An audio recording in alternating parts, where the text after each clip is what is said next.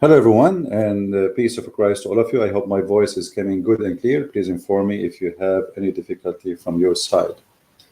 Today, our topic is about actually one of the Muslims made a comment, and the comment was very simple. This Muslim said, "The only true God is the God of Abraham."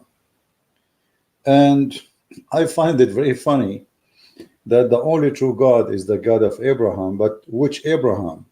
Abraham in Islam, which Allah who do not know his name, or the God of Islam, which let us see. So we do not know really which God they are talking about, and we have no idea what is this God present. Always, when we speak to somebody about God, we need to remember. I'm not sure if my broadcast is coming good. Let me see.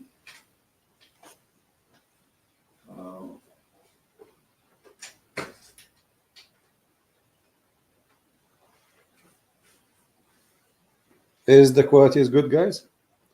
I want to be sure that everything is working fine. Let me see. All right. Because look like we have too much bandwidth is used. All right. Yeah, so when the Muslims speak that they believe in the God of Abraham, which Abraham? Abraham, the one who saw the sun and he worshiped it and he called it Akbar? Abraham, the one who worshiped the stars? Which Abraham we are talking about? We need to ask ourselves. So always we find Muslims trying to confuse us by claiming that they have the same God as the God of Abraham. But in fact, if you have the same God of Abraham, then you should do what Abraham does. And this is exactly what Jesus says to the Jews. Even the Jews, who they are Jews, Jesus says to them, if you are the children of Abraham, you do what Abraham does. So claiming to be worshipping the God of Abraham is not enough to prove to us that really you follow the God of Abraham. First of all, the God of Abraham, his name is not Allah.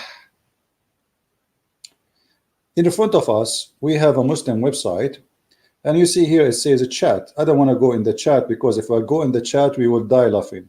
The second you start asking Muslims questions about Islam, they go in chaos.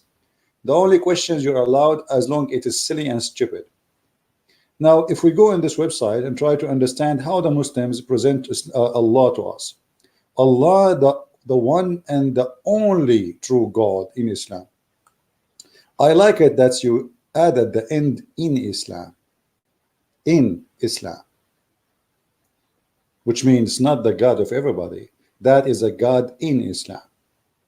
Now, how you can find out that Allah is the only God and He is the true God?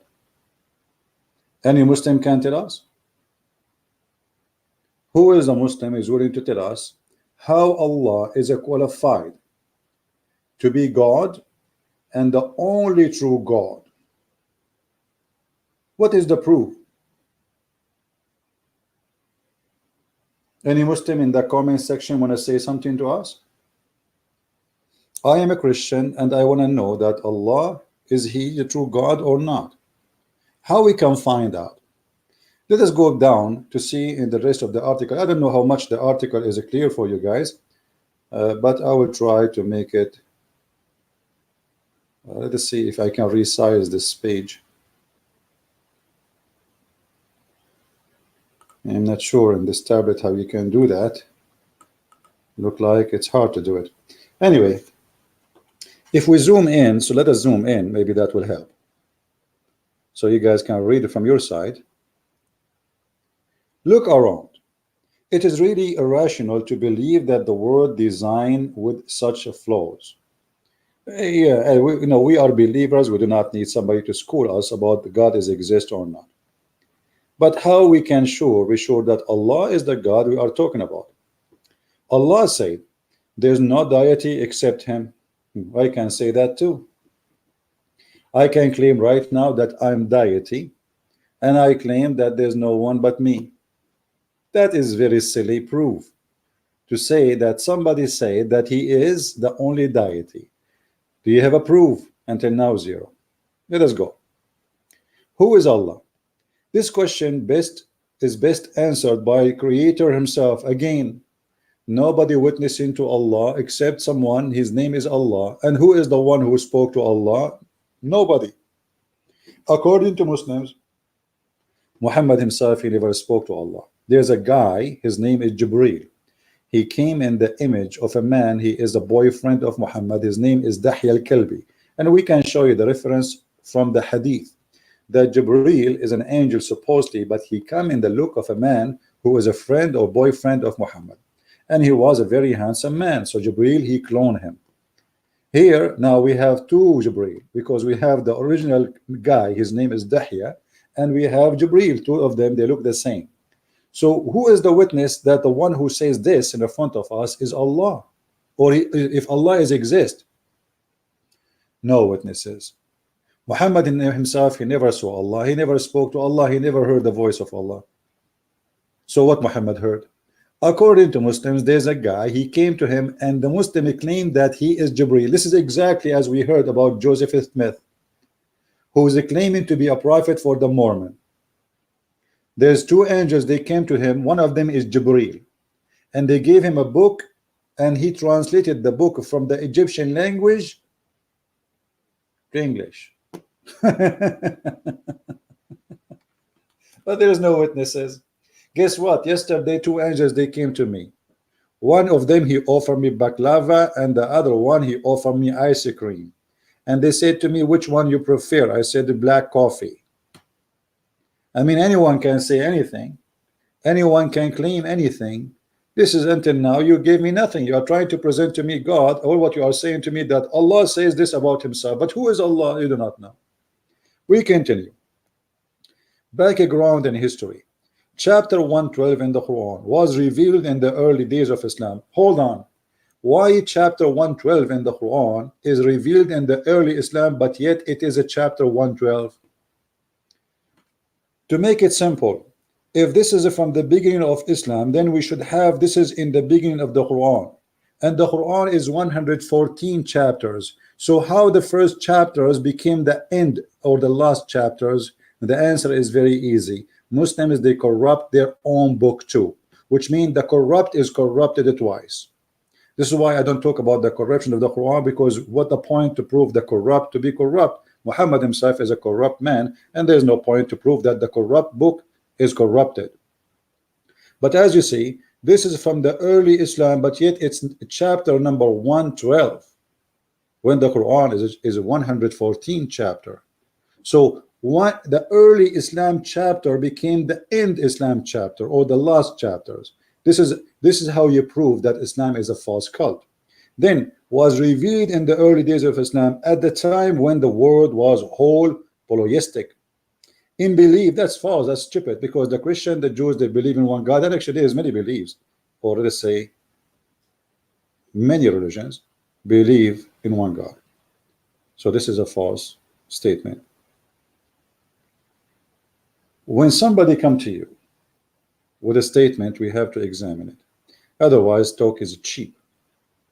And this is what we see in front of our eyes, nothing but a cheap talk. For pagan Arab, worship was due to idols.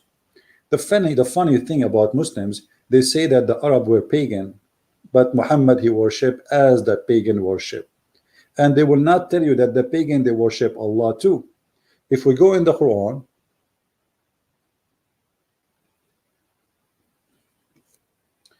and we type the word mushrikeen, the only thing in the Quran, there's two kind of belief in Islam: mushrik and believer. That's it. Who is a mushrik? What the word mushrik mean? It is someone associate others with God, which is Allah.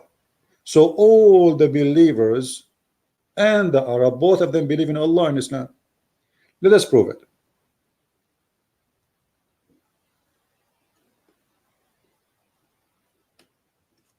This is the Quran. you will see that all of those, the word mushrik, all of it appear as uh, somebody worship Allah, and beside Allah an intercessor, which means they worship Allah at the end of the day, but they worship an intercessor, and that is the idol. So Muslims and pagans are the same. Both of them, they worship the same God. His name is Allah. And all the idols around the Kaaba were nothing except tiny gods beside Allah. And Akbar. Akbar was God, Allah is God. Muhammad, he merged them together and he made them Allah and Akbar. This is why in Arabic they don't say Allah Akbar, they say Allahu Akbar. Hu in Arabic wa mean and Akbar. So here, even Muhammad, he claimed that the Christians are mushrikeen. Well, hold on, why is that? Let us see what the word mushrikeen mean. Chapter 2, verse number 64. Or chapter 3, sorry. Say, O people of the scriptures, and look here how funny the Muhammad, the author of the Quran, he claimed that the Christians are false. Yet he called them people of the scriptures. Have you ever heard of a smart Abdul more than Muhammad? To make it simple for you, if the Christian corrupted their scriptures, how you call them the people of the scriptures? Do you understand what I'm saying? It's like saying to somebody he lost his hair, the guy with the hair. Do you understand what I'm saying, guys? So the Quran, when you read it, even a simple sentence proves to us that the one who wrote the Quran, he have a low IQ, because either the Christians are not people of the scriptures because they are lost, or they deserve to be called people of the scriptures. When you call somebody people of the scriptures, that means they are keeping the scriptures. Do we understand? Anyone don't understand what I'm saying? Like, imagine you used to have a car, and then I took the car from you, and then now I call you the guy with the car. How silly. So how you call the Christians people of the scriptures if they have no scriptures? If the Muslim until now they say the Bible is corrupt and we cannot find the original, so how is stupid of you to say that they are the people of the scriptures? So where is the scriptures? Silly, stupid cult. The author who made this book is a, I don't want to use the word start with do and o and n and key, but it is like this. I mean, even if you give it to a chicken to make a book, will come with something better. Rooster would do better. So what we see in the front of us, we see something silly and something stupid. And then Muhammad, he said to them, come to an agreement between us and you. What agreement? What agreement?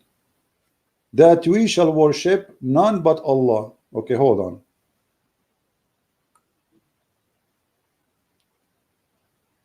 The Muslim, they say that the Christians, they have a false belief.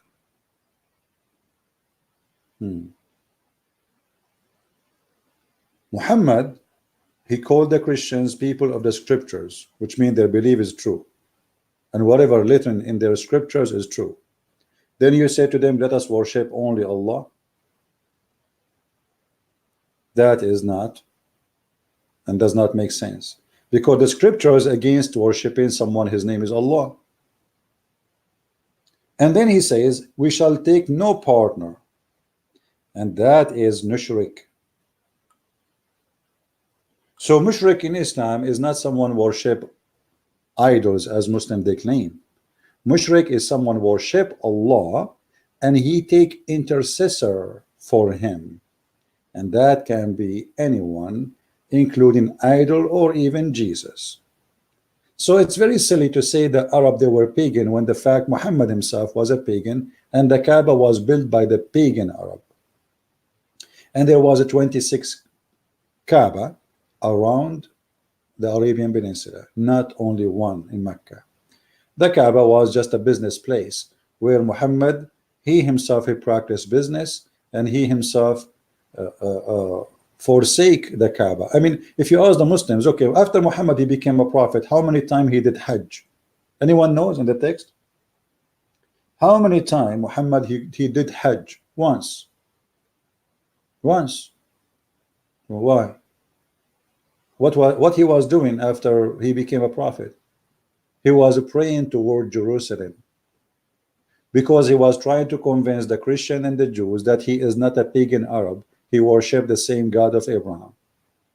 But when those Arab and the Jews and the Christians, they refuse him, and then Muhammad he overcome the Arab, his tribe in Mecca. So he changed the direction of the Kaaba prayer for the purpose of money.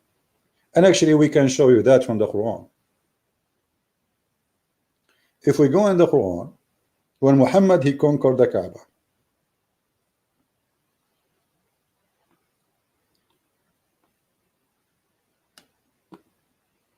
he come in chapter 9 verse 28. And by the way, this is a chapter many Muslims agree that this is the last chapter Muhammad ever gave before he died. So Muhammad he said in this chapter that adulterer, by the way, it doesn't say adulterer, this is a false translation. He says mushrikeen. Mushrikeen is not adulterers. Mushrikeen is people who associate God or idols or any person with Allah. So as you see, Muslims and pagans, they associate, they worship the same God. All of them, they worship one God, his name is Allah. All of them, they associate Allah with something else. So look what happened. The Arab before Muhammad, they used to associate idols with Allah. The Arab after Islam, they associate Muhammad with Allah. So the Muslim now, they have Shahada. What the Shahada says? It contains the name of Muhammad beside the name of Allah. That is shirk. Because why associate the name of a man with the name of a God? Who is Muhammad? No one. No, in Islam he is more important than Allah, and I will show you that.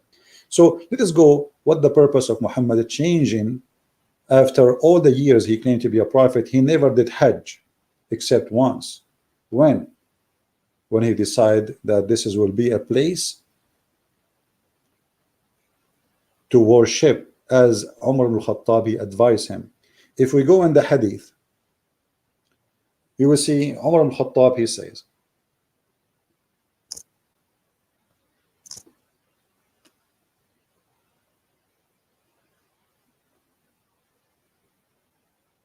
that his Lord agreed with him in three things.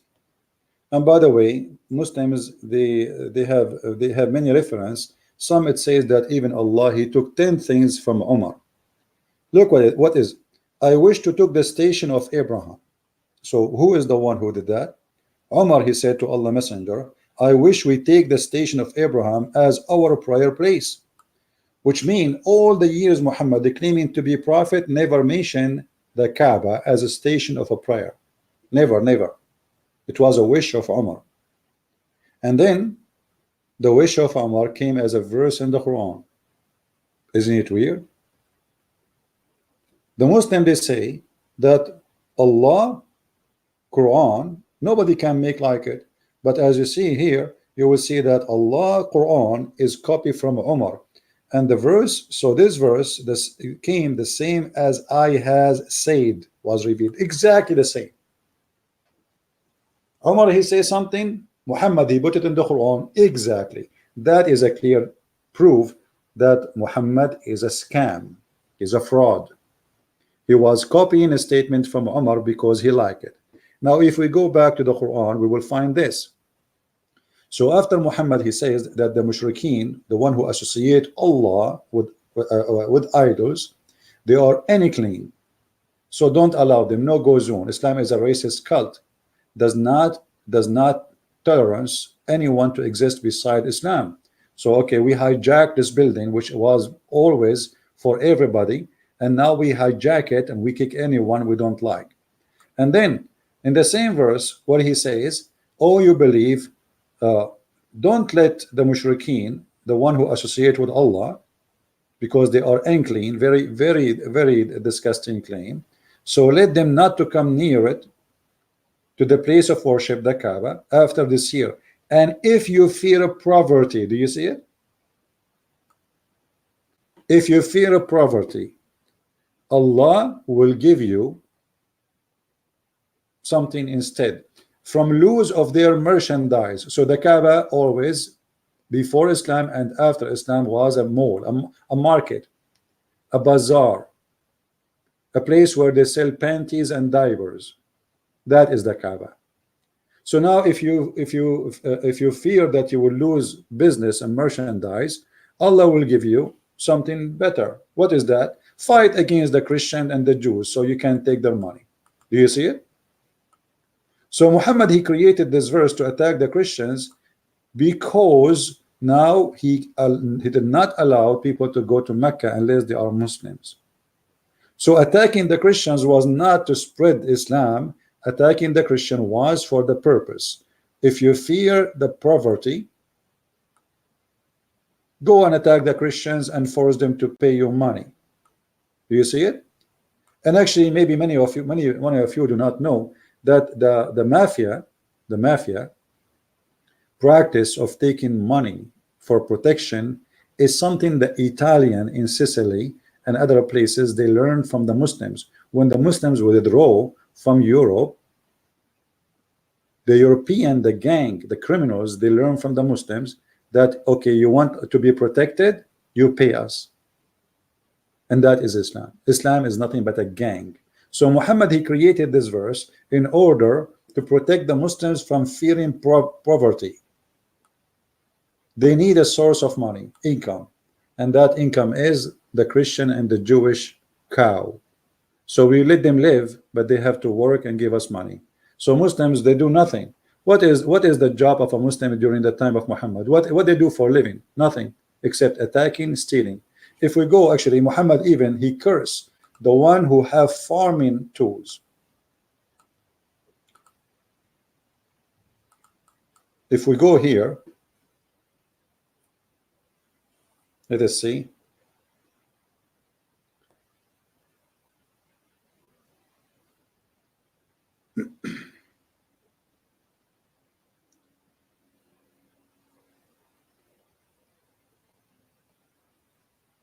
I will try to find you. Here we go. Not this one. Hold on.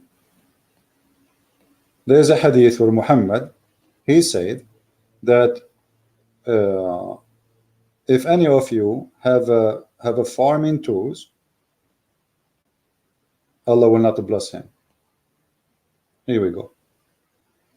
This is Sahih al-Bukhari, and this is Sahih. I saw some agriculture equipment and said, I heard the Prophet saying, there is no house which these equipment enters except that Allah will cause humiliation to enter it. So who was feeding the Muslims? Do you understand, people? Who was feeding the Muslims? Nobody.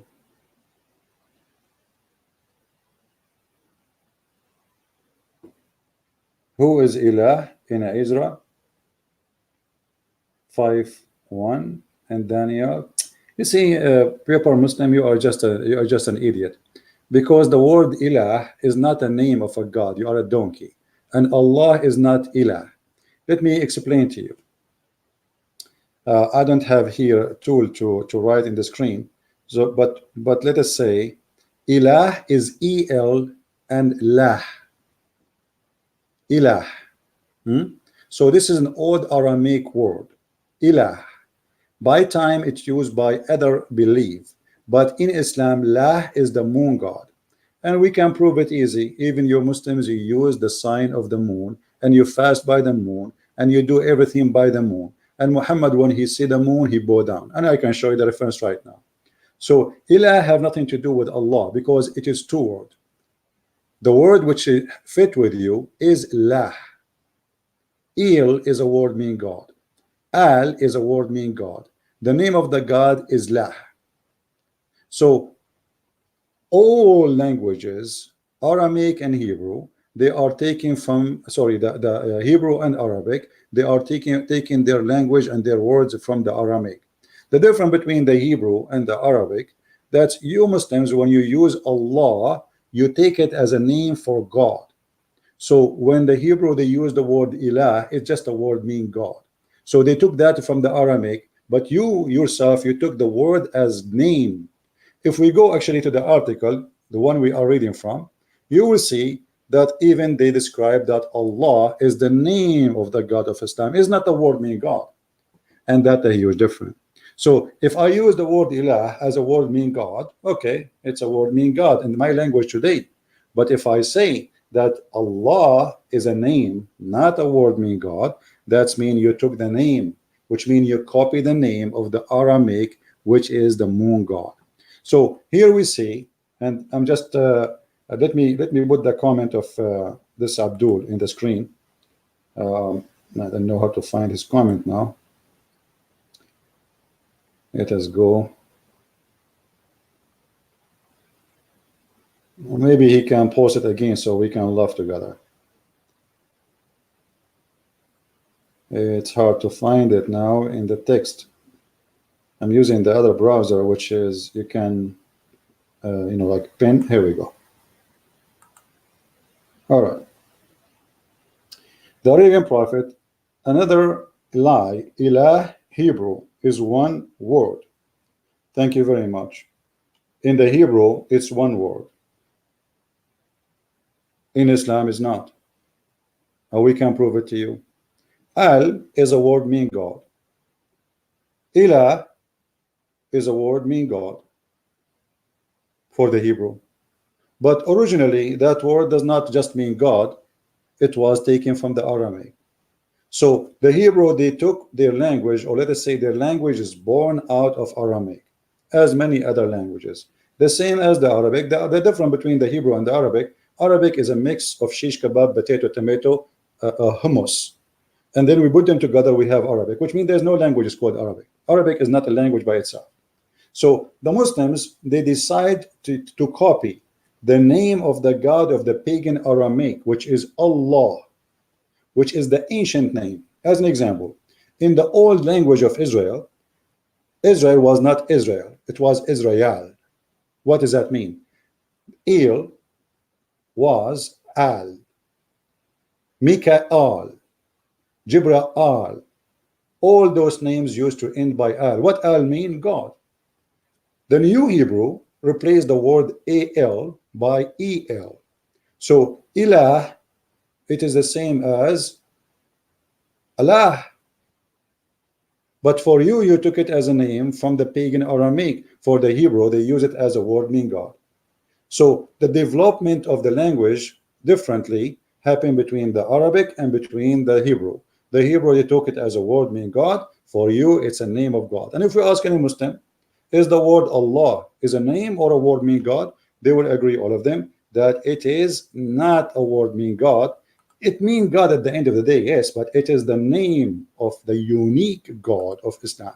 So when a Muslim, he try his best, but at the end, he got himself busted. So now let us go and see more stories so we can laugh together. If we go back here, for the pagan Arab worship was due to idols made of stones. Well, here we go. Here we go. Don't you Muslims worship a stone and kiss a stone? It's a black stone. Let us go to the hadith. And by the way, here I don't want to forget to mention that when we mention that Muhammad is cursing, is saying that the one who will have equipment for farming, that's mean any Muslim today, he have equipment for farming or he do farming, he is not a Muslim. Take a note. And imagine if the whole world convert to Islam, who is going to feed us? Because equipment of farming is haram. Because Muhammad, he don't want them to be peaceful people, live in their houses doing farming. He wants warriors, gang, and killers. You know what I mean? This is the only purpose. The purpose is don't have those, because if you have these, that means you will settle down, you will do farming, and you will not be a warrior who go and do like the Viking. He want Viking. He want blood suckers. Otherwise, I challenge anyone to tell me, and I challenge this Abdul in the text and any Abdul, what is the purpose of Allah, or what the reason Allah will humiliate you if you have agriculture tools? Is that idols? What? What is the reason?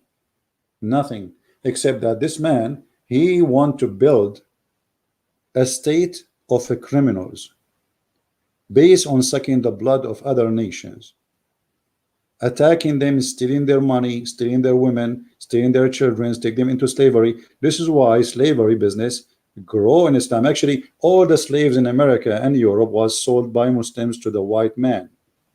All of them from North Africa. The North African Muslims, they used to go capture deep inside Africa black people and sell them to the white man in Europe and in America. If you don't believe me, you can do a little search and you can find all the answers. Now we go back here. We spoke about worshiping idols. Muslims now, they kiss a black stone. And if you ask any Muslim why you kiss the black stone, they say because the Prophet kissed it. Actually, I showed you an example just a few days ago, how we chatted with Muslim website. It's called Ask a Muslim. Ask a Muslim.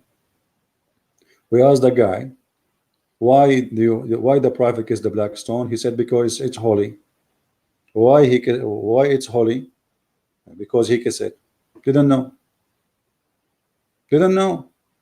So now you are claiming that they are pagan, but you are pagan. Let us see how the Arab used to do with the stones.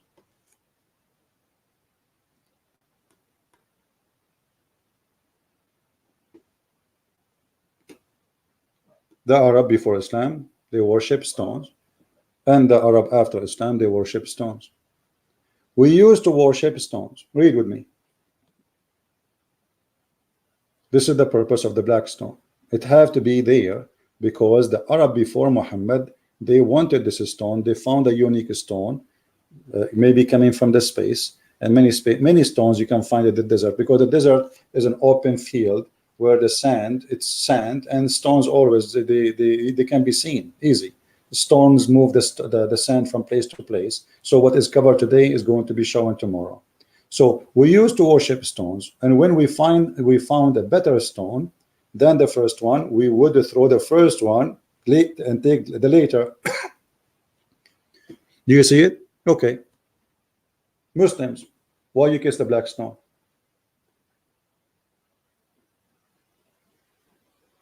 I'm waiting for Muslims to give me a comment so I can put it in the screen. Muslims, why you kiss the black stone?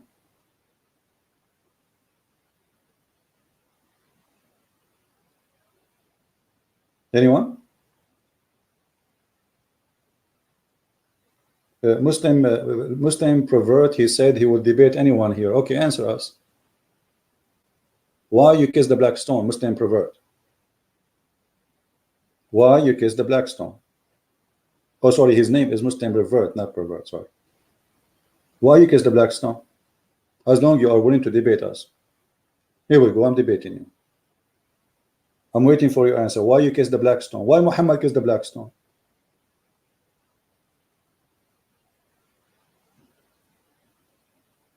I'm waiting. They are pagan.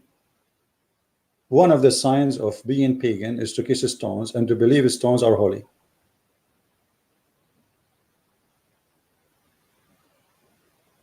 Anyone? I'm waiting. Look at them. They have no answer. Why you kiss the black stone? You are not pagan, right? Okay. Why you kiss the black stone?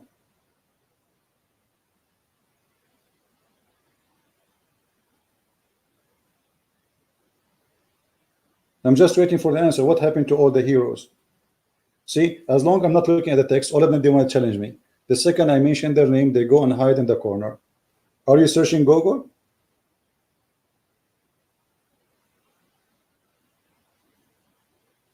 Muslim revert, why you are looting? He is looting now. He came to us with a chapter from the Quran. It's called the chapter of Lul. Chapter of Lul is mean love at Allah. I'm talking to him seriously. He says to me, Lul, he don't have an answer. Why your prophet kissed the black stone and you kiss it today? Here we go. The Arab, they worship stones before Islam, and the black stone was exist before Muhammad. And the Arab, they kiss it. So why you kiss it? Because you are a kafir, you are a mushrik, you are a pagan, stone kisser. Not only that, Muhammad, he claimed that the black stone, they forgive the black stone and the Yemeni corner, they forgive sin if you touch them.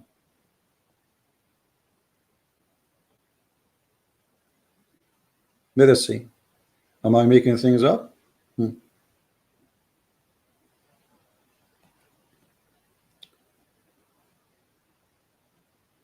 Here we go.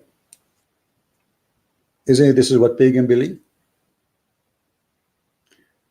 O Abu Abdul Rahman, it was narrated by Abdullah ibn Ubayd ibn Umayr that a man, he said, let us read it in Arabic so we can laugh more.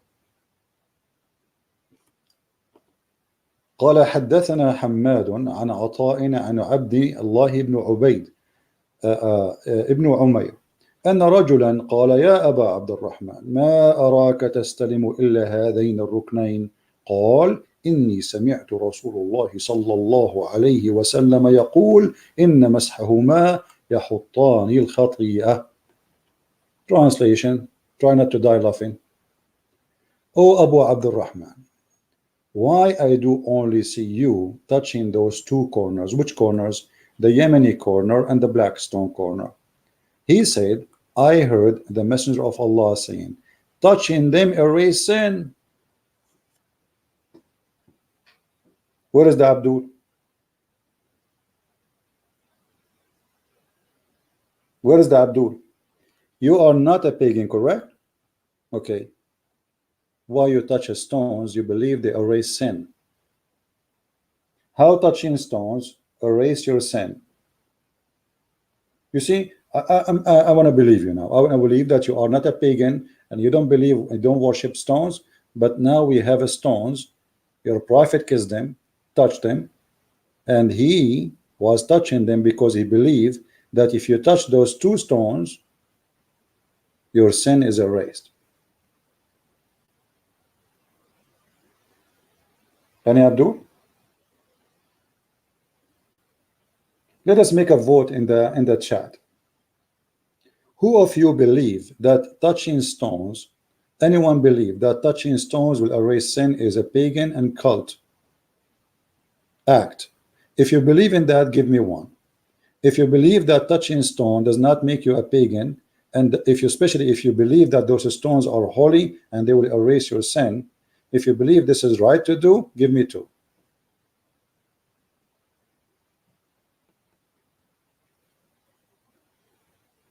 Where is the Muslims?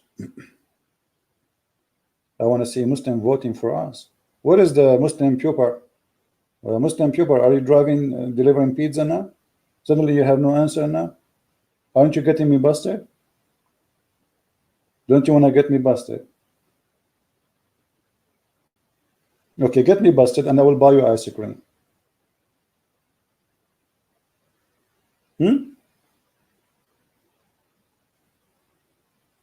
This is Islam.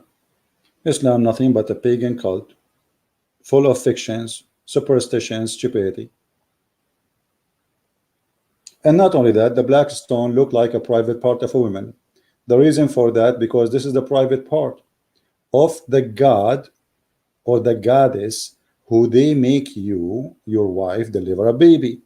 We showed you before, like right now, I don't have my computer, and that will need some search to find the Islamic tafsir, where it says that Muslim tafsir, not Christian tafsir, Muslim books saying that women they use to go around the Kaaba when they have their period, which means they are seeking children, they want to have a children, and as long they have a period, that means they are not carrying a baby yet. So what they go around the Kaaba, they go naked, totally naked, and they go around the Kaaba, they touch their private part, and then they place their hand inside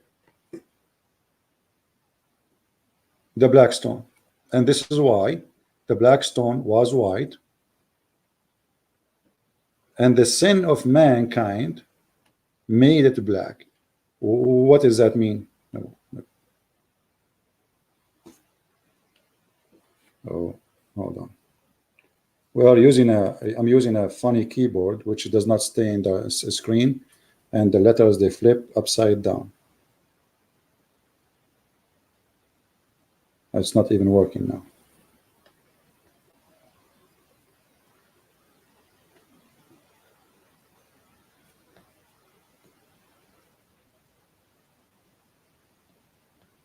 Anyway, I will find the hadith where it says that they used to go around the Safa and Marwa, totally sorry, the Kaaba, totally you know, with no clothes.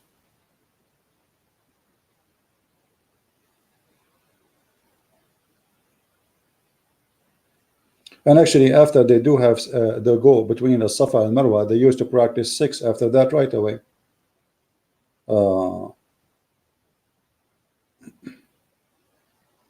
Like as you see actually in front of me in the hadith. You do Safa Marwa because Safa al Marwa is what? Safa al Marwa was 2 idols, one for a man, one for a woman. Supposedly they have 6 in the Kaaba. Okay, and those 2 Safa and Marwa, they are idols, they were worshipped by Al Ansar. And when the Ansar became Muslims, the Ansar, they asked Muhammad, we want to do a Safa al Marwa. Muhammad, he says to them, okay, I will make a verse says you do Safa al Marwa. Here we go.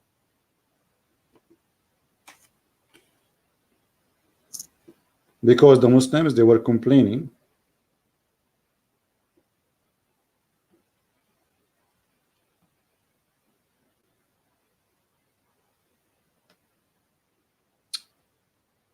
hold on.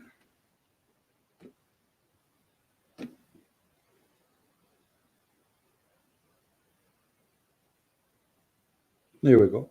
He made a verse for them saying, don't think it's sin to do Safa and Marwa. So why the Muslim, they thought it's sin? Because this is the shrine of the Mushrikeen.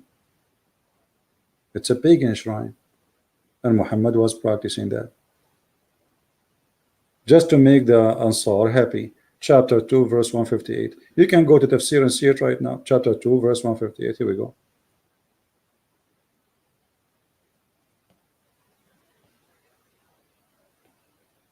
Muhammad is a very he compromised. He want those people to convert to Islam just to make him a prophet. Doesn't matter really how, if they bring with them all their pagan belief. So look what happened. Here we go. You see, Allah mentioned that the believers dislike doing going between as-Safa and Marwa. Do you see it? Dislike it. Why? Because it was something this is the shrine of the pagan. But the Ansar wanted that. Change the interpretation. This is Ibn Abbas. Let us see. Let us see Al-Jalalain. Tafsir. Where is Al-Jalalain? Hold on.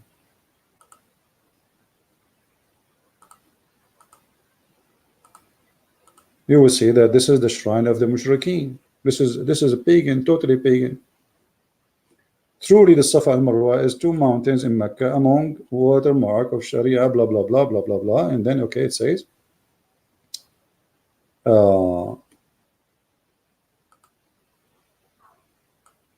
you will see here when the Muslims wear a verse to circumambulation around it.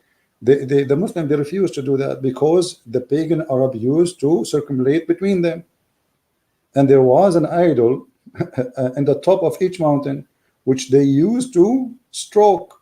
This is exactly what they do in the Hajj now. Exactly. It was reported from Ibn Abbas that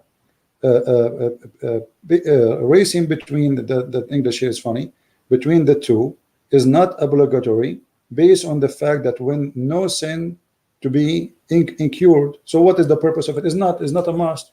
But Muhammad is just trying to compromise with the pagan Arab. He add to Islam something the Arab they used to do.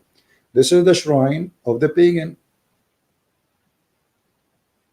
Is it me who's saying that? No. They asked Muhammad, we want it. We want to practice that. This is part of our belief. So Muhammad, he added to Islam. And he said, it's not a sin to do it. But it's not a sin. Is it important or not? It's not important. But you can do it. Have you ever heard of a cult like this? Yes, Islam. Either it's bad or it's wrong, or it is from the teaching of Allah. So because people, they wanted Muhammad, he added something to Islam, and now the Muslim, they practice that.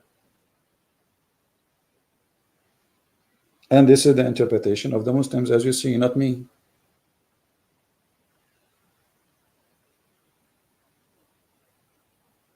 So where is Islam?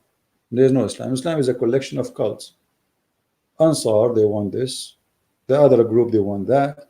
The ones who like the black stone, they like the black stone. The one who like the Kaaba, Umar al-Khattab, he liked the Kaaba. We add the Kaaba. We add the black stone. We kiss the Yemeni corner, and we teach them that kissing them and touching them erase your sin. And then they give us speeches about pagans and cross worshiping. No Christian worship a cross. Did Jesus kiss a cross? Did Peter kiss a cross? Did Paul kiss a cross? So if somebody kiss a cross, that is symbolic for his belief, respect. But this is not. But you kiss the black stone, and you believe that the black stone, erase your sin, as we showed you. What kind of belief make you believe that touching a black stone will erase your sin? What is that, if this is not paganism? So when the Muslims, they make articles for us claiming that this is how we know that Allah is God, because Arab, they used to have idols. You have idol too. Nothing changed. The Kaaba now is holy, and you have a big idol in the Kaaba. It's the black stone, which is nothing but a private part of a woman. And you believe that this stone and the Yemeni corner, if you touch them, it erases your sin. Not only that, Muhammad, he said that the black stone is going to witness for you in the judgment day. Look at this pagan belief that the black stone is alive, have eyes.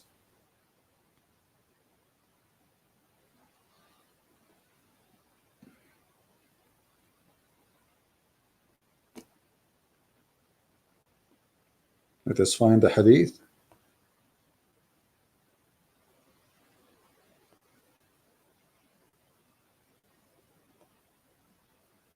Sorry, because I'm being very slow and typing, because simply I'm using a tablet. Here we go. Do you see it? Black stone is going to talk. And actually a different hadith says that the black stone is the right hand of Allah. So whoever kisses it, he is kissing the right hand of Allah. Read with me carefully. I heard Ibn Abbas saying that the Messenger of Allah said, this stone will be brought in the day of resurrection, and will be given 2 eyes, which to see, and a tongue, which is to speak. And it will bear witness for those who touch it in sincerity. Do you see it, Abdul? I don't know how clear the text for you guys on your screen, but I'm doing my best. Do you see it? Hey Christian, do you have any verse in the Bible saying if you touch stones, do we have a stone, a holy stone? Do we have a stone will witness for us?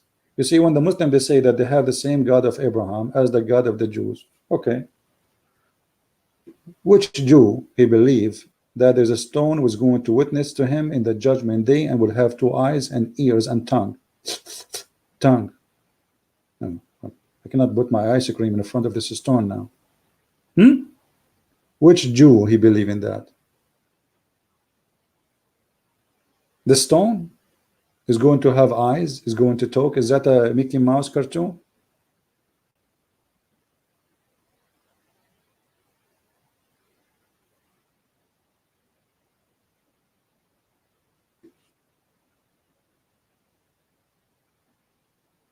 Any Abdul? So this is the God of Abraham.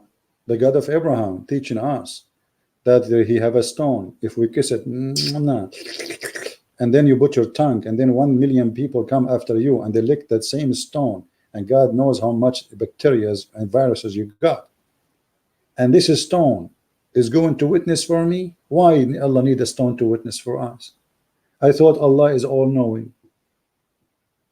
Is Allah all-knowing or not? Allah the all-knowing, he need a stone to witness for us? Hey stone, today is judgment day, I will give you tongue and eyes, tell me what this guy he did in his lifetime.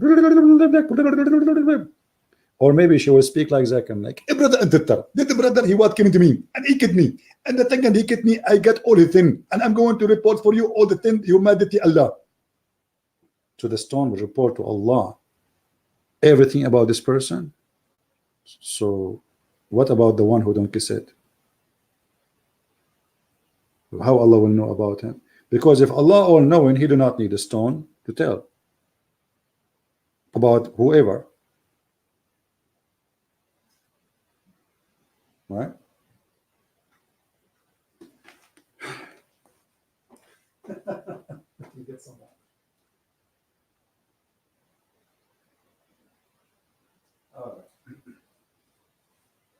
So when somebody he came to us and he gave us this article speaking about Allah is the only true God. Allah is nothing, it's just a fabrication made by people before Islam, and people after Islam carry the same name.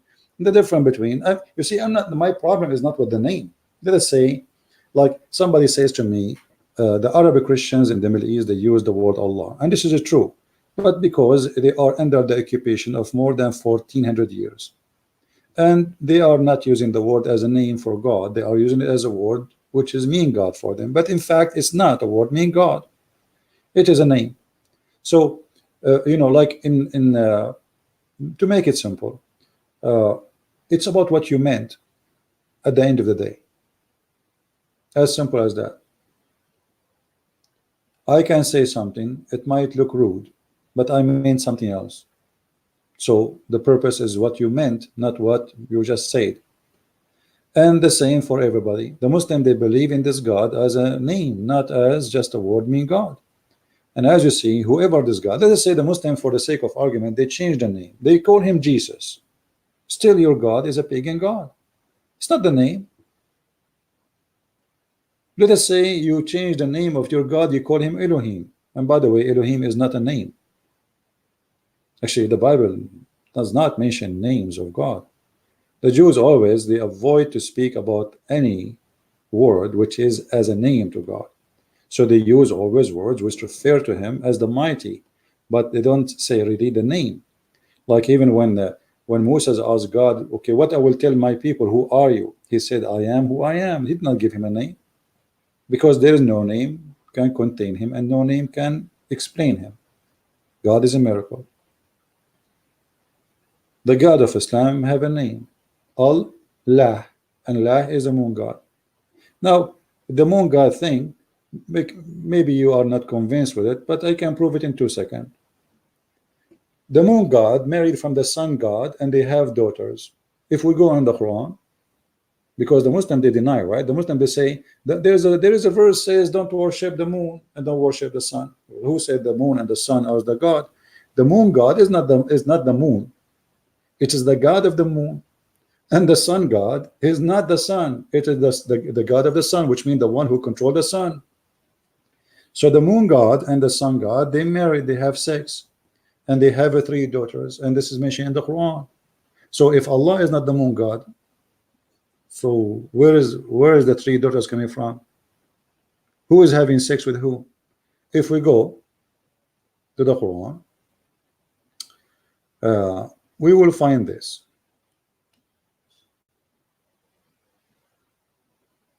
This board will drive me crazy. I cannot even type. You see, I'm using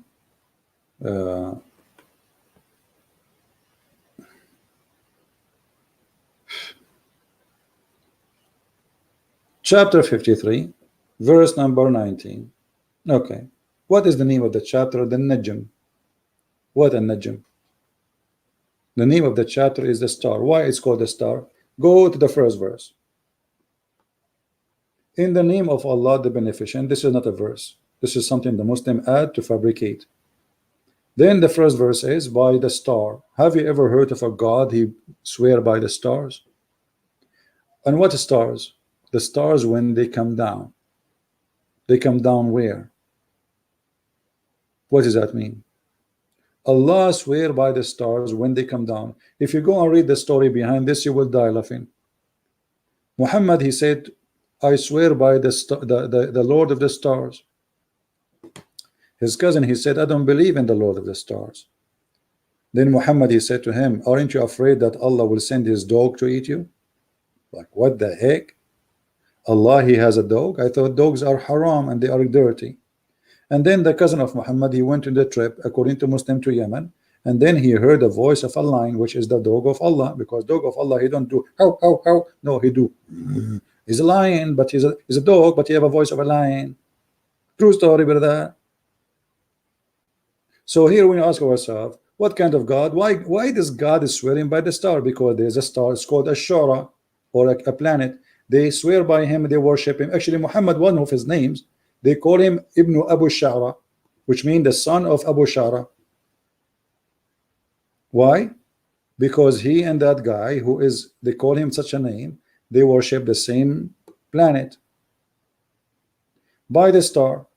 And then your friend did not error undeceived. Why? Because Muhammad, he stopped receiving verses from Allah. And he nor speak from his own desire. We can prove that this verse alone is enough to prove Muhammad to be a false prophet. Why? Because there's a chapter, it's about Muhammad receiving satanic verses from the Satan, and Allah said he would take them out from the Quran. And not only that, if Muhammad is not speaking of his own desire, how the Quran explained to us that Allah explained the baby creation in a stupid way, to the point he think that sperm became a dead blood, and dead blood became a piece of meat, and the piece of meat became bones.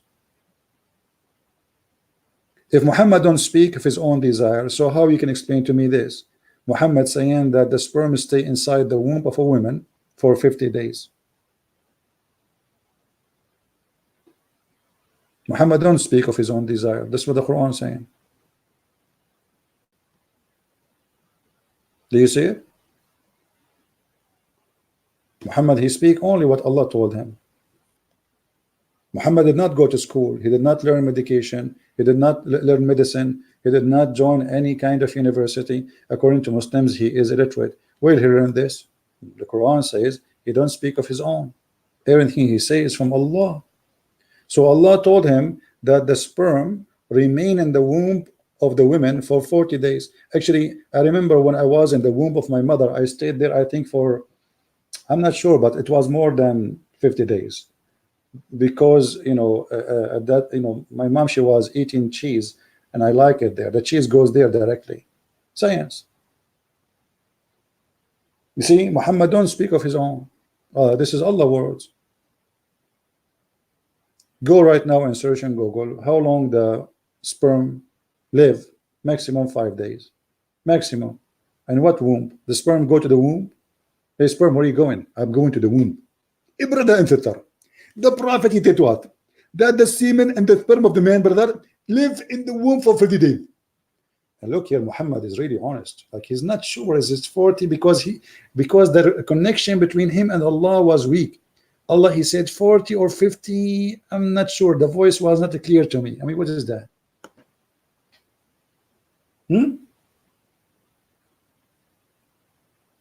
Well, the sperm is doing there what? Is taking vacation? 50 days. What the sperm is doing there for 50 days? Going to school.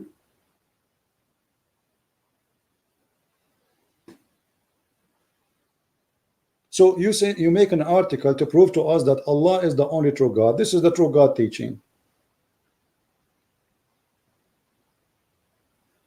And look, according to Muhammad, the last decision Allah he make after he create the baby is male or female. Like, what the heck? According to science, the first thing is decided is male or female before even the baby is created yet. According to Muhammad, the last thing the angel will ask, hey, Allah, make a hole here or make a host. Look, what do you mean? The guy now complete, the baby is completed. At the end, the angel asking Allah, male or female?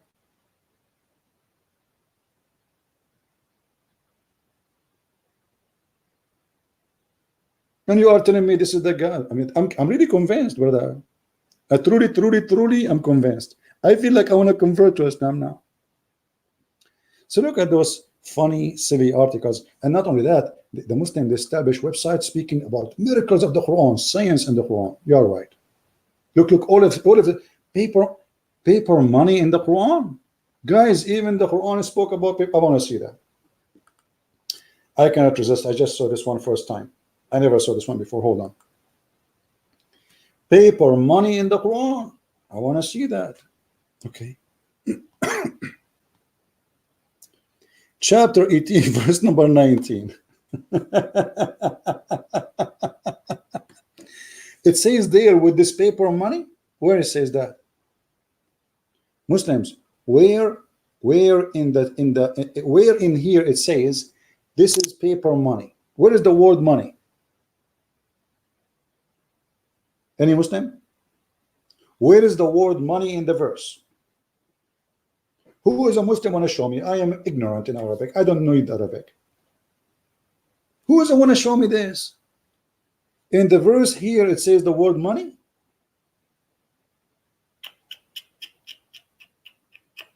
Where? Abdul.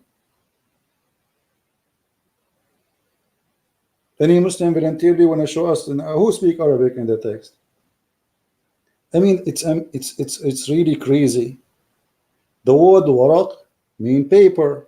Okay, where is the word money? And what paper? And waraq at that time have different meaning. We can go right now to the interpretation. Here we go. Hold on. Chapter 18, verse number 19. Shall we go to the interpretation? Oh boy.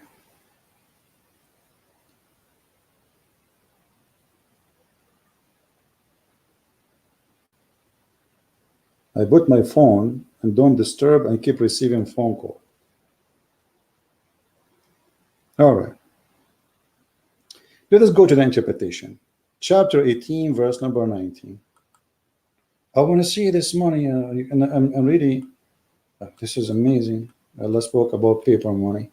I will not be surprised after 2 weeks if they say to us, Allah spoke about dollar too, and a pound. I mean, paper money. So, chapter 18, be my witness. Chapter 18, verse number 19, as you see it. Okay. Here we go. We go to 18.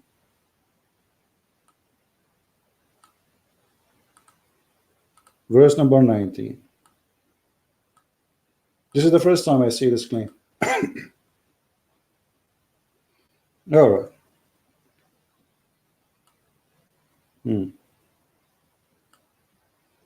Let us see the paper money. Let us zoom in. All right. And just give the sunset through the time. Best long bird, now send them with silver of yours. Red. Okay. Okay. Okay. Where is the word? Where is the paper money? Anyone see the paper money? Waraq, it means paper, but it is not paper money. Today is used as word as paper. If we go to the dictionary, if we go right now to the Islamic interpretation in Arabic, you will see what the word waraq means. Actually, let me do this.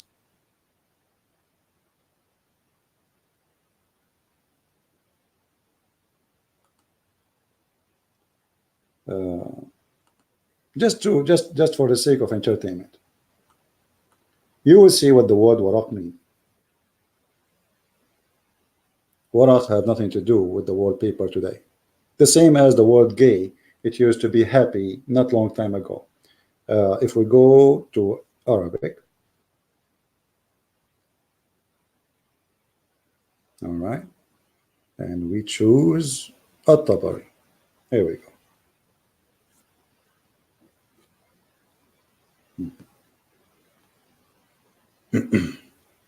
Man, At-Tabari, he made a story of it.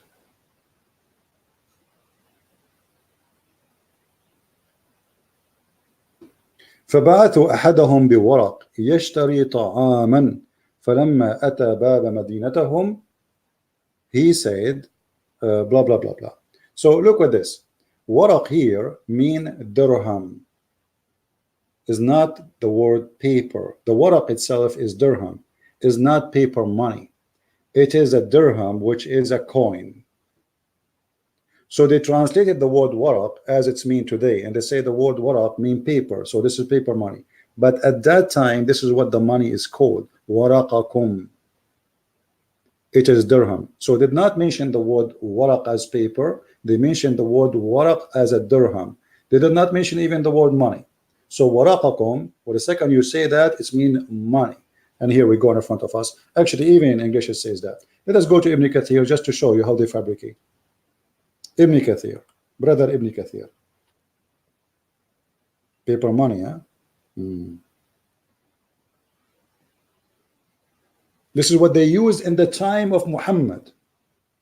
It is in the time of Muhammad used. So paper money was used in the Muhammad time. I mean, you are kidding who?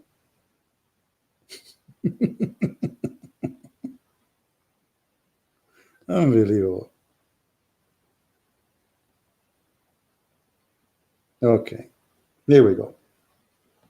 This is Ibn Kathir. Read carefully with me. Okay. So take with you your waraq. So what is waraq? Is your silver coins. This is what the word waraq means. It's not a paper coin. It's not, coins is not paper, is it? The second you say coin is not paper. So why they are lying saying that the paper money is mentioned at that time?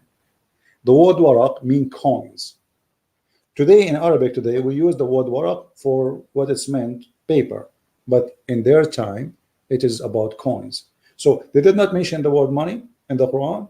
It says waraq, which is coin. So we can replace the word waraq with coin. The Muslim, they claim that this is about Allah predicting money, which is paper. So do you see how they fool people? Let us continue. Here we have tons of all all are in the Quran. The fats even in the Quran. Orographic in the Quran. The full moon in the Quran. But you know, why want to waste our time with this fabrication? Any of those things. Who is a Muslim want to choose for us one of those to weaken love? To get it busted. Who is a Muslim want to choose for me one of those miracles to get it busted? Challenge. You choose it, I go for it. And I will get it busted in a second. Who want to do that? Any Muslim? Look, even hamburger is there. Fasting is there. Breastfeeding is there. Don't hold on. Don't talk about breastfeeding, please. The only religion who teach breastfeeding for adult is the cult of Islam. Is that true?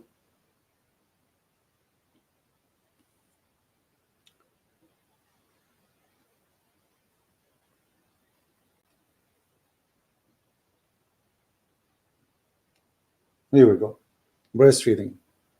The Prophet of Allah, he ordered his Muslim women to give their breast.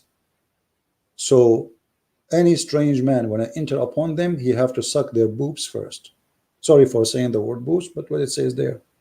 Yahya related to me from Malik and Abdul Rahman ibn al-Qasim that the father told him that Aisha, the wife of Allah Messenger, the Prophet, may Allah bless him and grant him peace, admitted those whom her sister and daughters of her brother had nursed.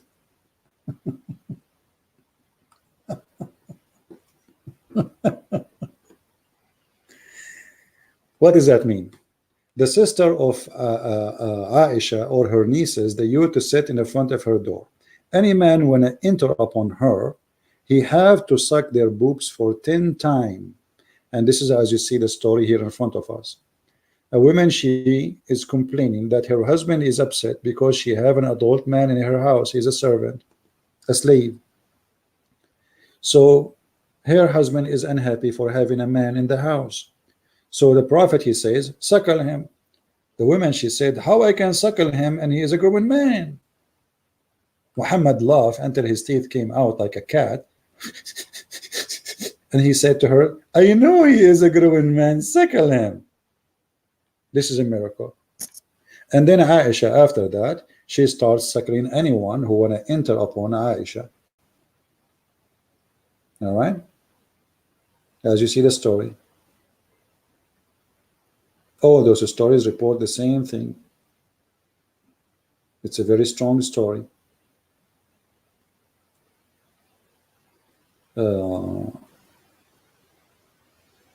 Here we go, different hadith.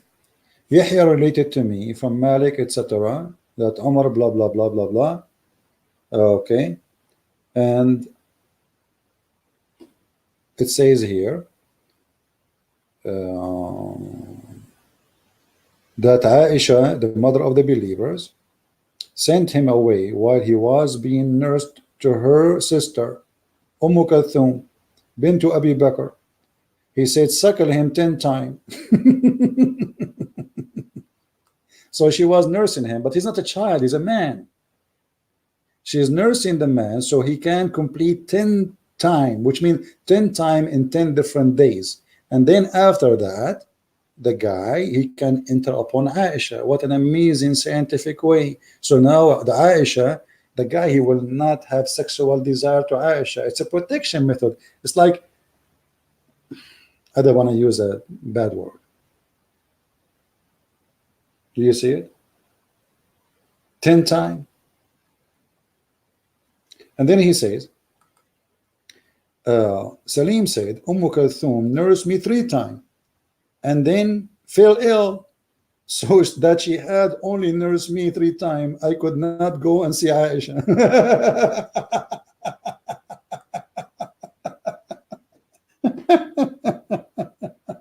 That is science. That is science, my friend. Now, not to forget to mention, I mean, as long as we are talking about science, all of us, we knew the Quran speak about the creation of the baby. You see, if God said something and one thing is stupid, then the rest is stupid too. So if we go in the Quran and we go to chapter 86, we do not need to waste our time getting busted everything Muhammad he said in the Quran everywhere.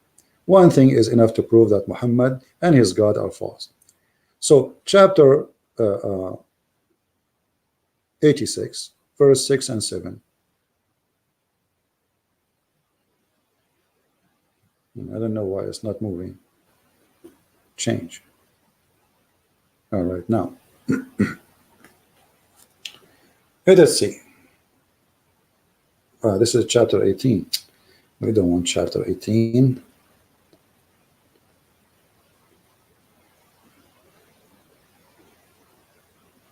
Here we go. One is enough to prove if Muhammad is a prophet of God or not. All right.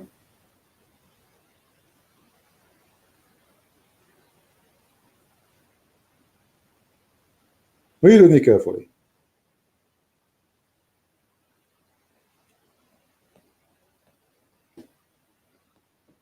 And I will zoom in so you can see the text. Here we go.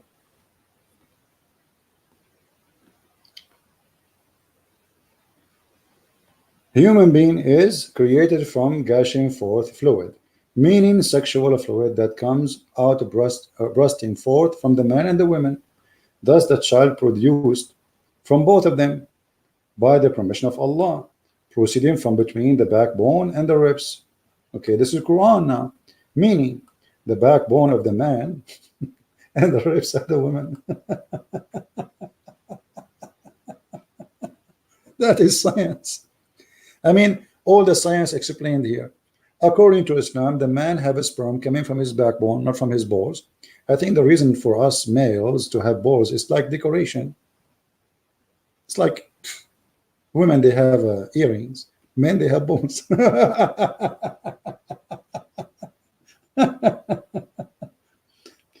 So when somebody speak about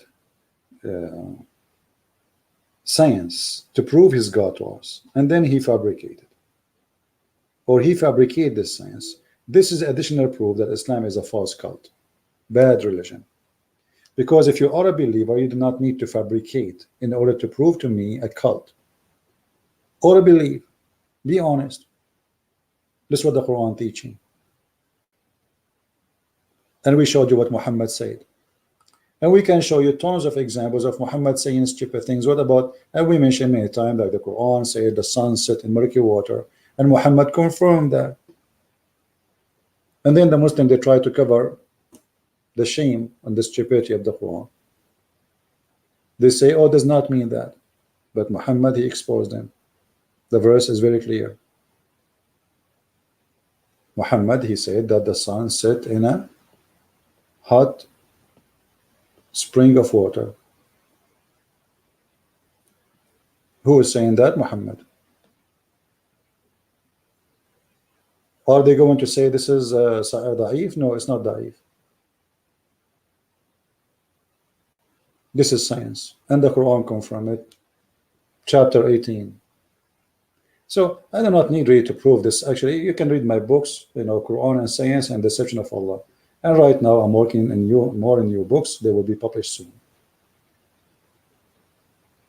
So when a Muslim, he made an article for us to prove to us his God, claiming that the God of Muhammad is the same as the God of Abraham, we find that this is absolutely false, stupid, and it's just a statement of one person. His name is Muhammad.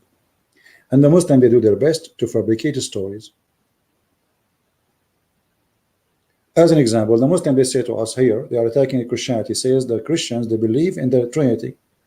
But the fact, the one who believes in the Trinity is the Muslims. How Islam is formed? By Allah, Muhammad, Jibreel. This is a Trinity. Is Islam formed by one man? No. By one person? No. By Allah alone? No. Always, all the stories of Islam based on three: the God, the angel, the prophet. Three. If you go in the Quran, any verse, anyone, look, in the name of Allah, the Ar-Rahman, Ar-Rahim. Three. Why Allah divine himself by three? The total numbers of the names of Allah is nothing but multiply of the number 3, 99 names, which is nothing but the age of Jesus in earth, 33 x 3.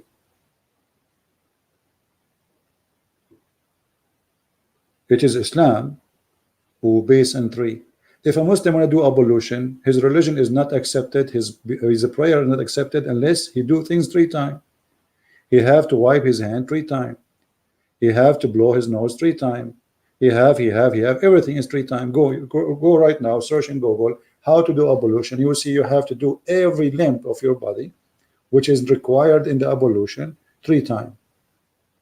Which means if you do it 4, is not accepted. If you do it 2, is not accepted. The perfection number in Islam is 3. How many days Mary, she fasted 3 times. Zachariah 3 times. What is the final divorce in Islam? 3 times. Islam is a religion of 3. And not only that, Muhammad, when he report a story, he always report the story at the end. He report the last sentence 3 times. When Muhammad, he enter a place, he say Assalamu alaikum 3 times, which is very boring and stupid. Imagine I enter a place and I say Assalamu alaikum. You say, okay, shalom to you. You say shalom to you. They again say shalom to you. And you say, okay, shalom to you. They said, no, shalom to you. I mean, that's it.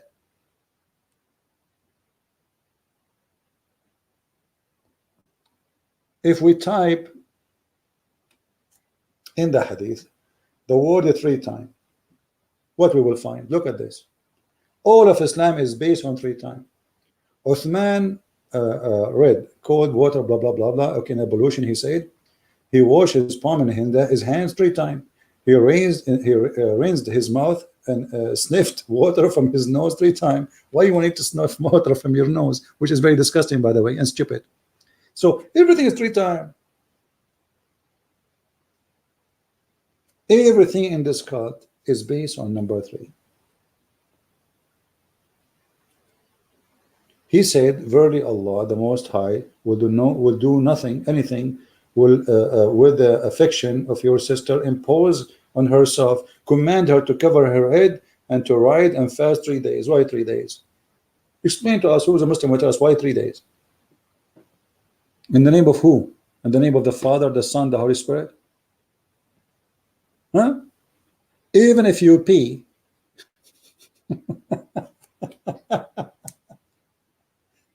even if you pee, you have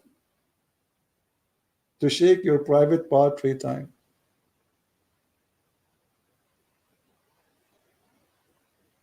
Any Muslim want to explain to us what is the mystery behind the number 3?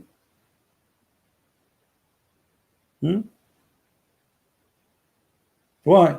What will happen if you do it 4 times? It's going to come apart. What will happen, Abdul, if you go to the bathroom and you shake it 4 times? It's going to break. It's going to come out. It's going to collapse. What will happen exactly? And why 3 times?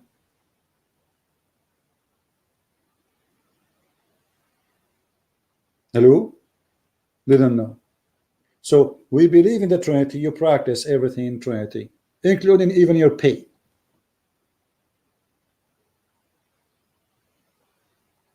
And if you look at the Muslim answers in the chat, you will find nobody have an answer.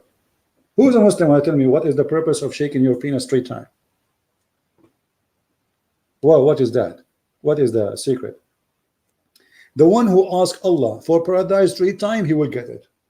What the heck? Okay, Allah, Allah, 3 times, paradise, paradise, paradise. Here we go. I got paradise. I got paradise. I mean, look how easy it is. Look how easy to get paradise in Islam. Just ask Allah for 3 times. 4 times will not work. 2 times will not work. 3 times will work. Do you see it?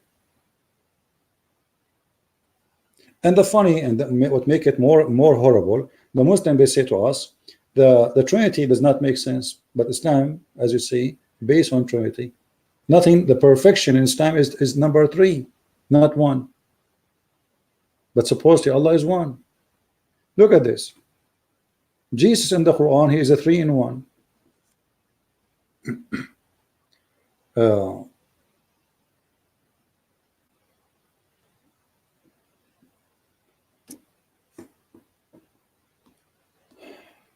boy.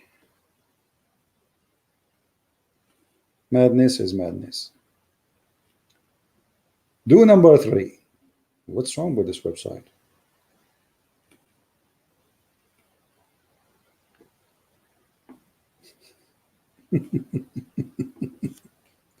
Okay.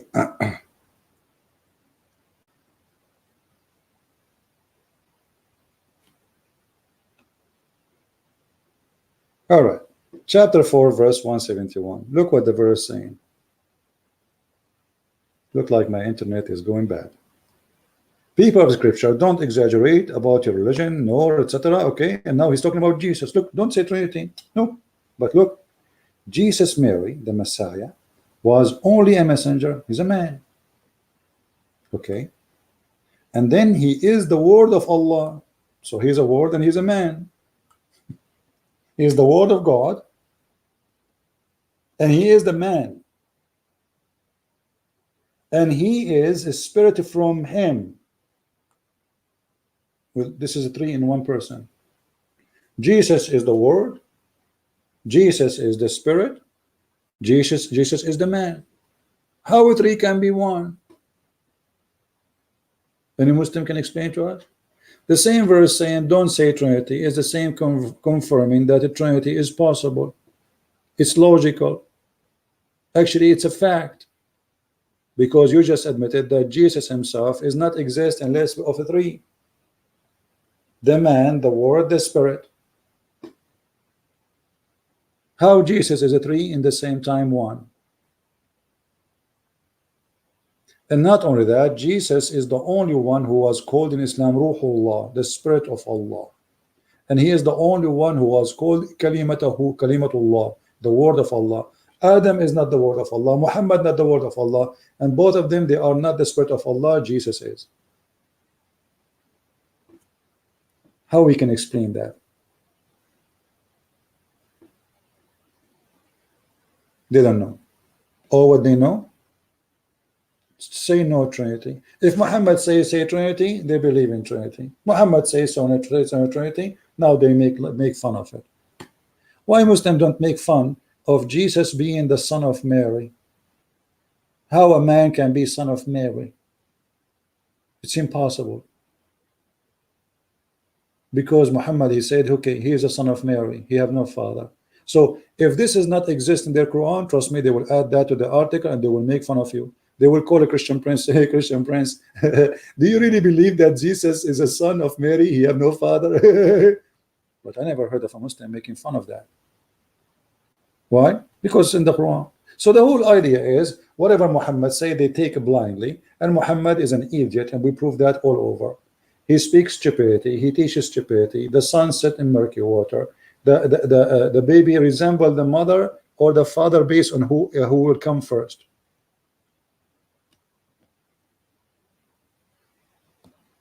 Here we go. Muhammad, he don't speak of his own. How the baby resemble the parents. If the father have orgasm first, the baby will be like the father, he will be a boy. If the mother have orgasm first, the baby will be this is Muhammad, this is a science. Muhammad, he knew it all. He knew that Trinity is wrong. The same he knew that the one who comes first will make the baby look like the parents. How Muhammad knew that unless he is sent by God? No way. Obviously, he must be sent by God. I mean, the proof in front of you. Isn't it clear?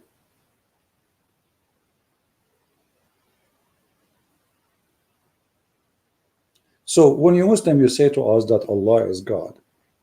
Allah cannot be God for many reasons, and the proof in front of us.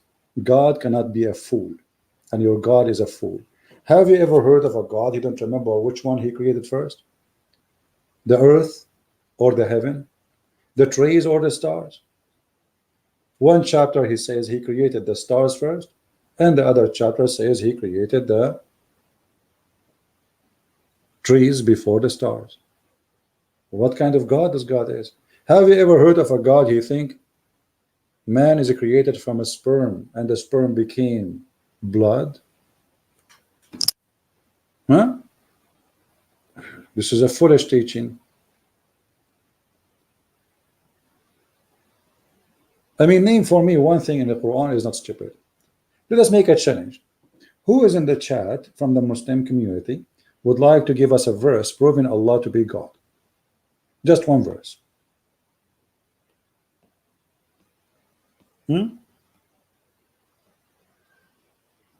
Like this one maybe? Look at this, so beautiful.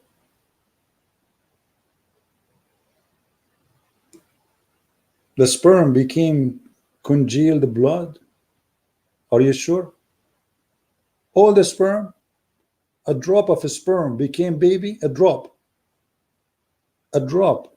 Nutfa is a drop of a sperm, not just a semen. It is a drop of a sperm. It's not, it's like this, the whole sexual fluid, a drop, that will become a baby. This is what the Quran is saying. And that baby, that sperm, will become a dead blood, as you see. And then the dead blood will become a lump. I don't know if I'm saying it correctly. Then he made the lump into bones, brother. And then he closed the bones, brother. Oh, that's science. And look here at the fast translation. You see the last verse? It says Allah is the best to create. I will go with this before we get them busted. How Allah, he says the best to create if he is the only creator? If I say I am the best to create, that's mean I am admitting there is other creators. However, the fact is in Arabic doesn't say this. In Arabic it says the best of the creators. If we change the translator, let us do that in front of your eyes. Just change the translator. You will see how the corruption of the Quran will appear immediately. It doesn't say the best to create, it says the best of the creators. You see, look, look, look, look, in a second. Do you see it?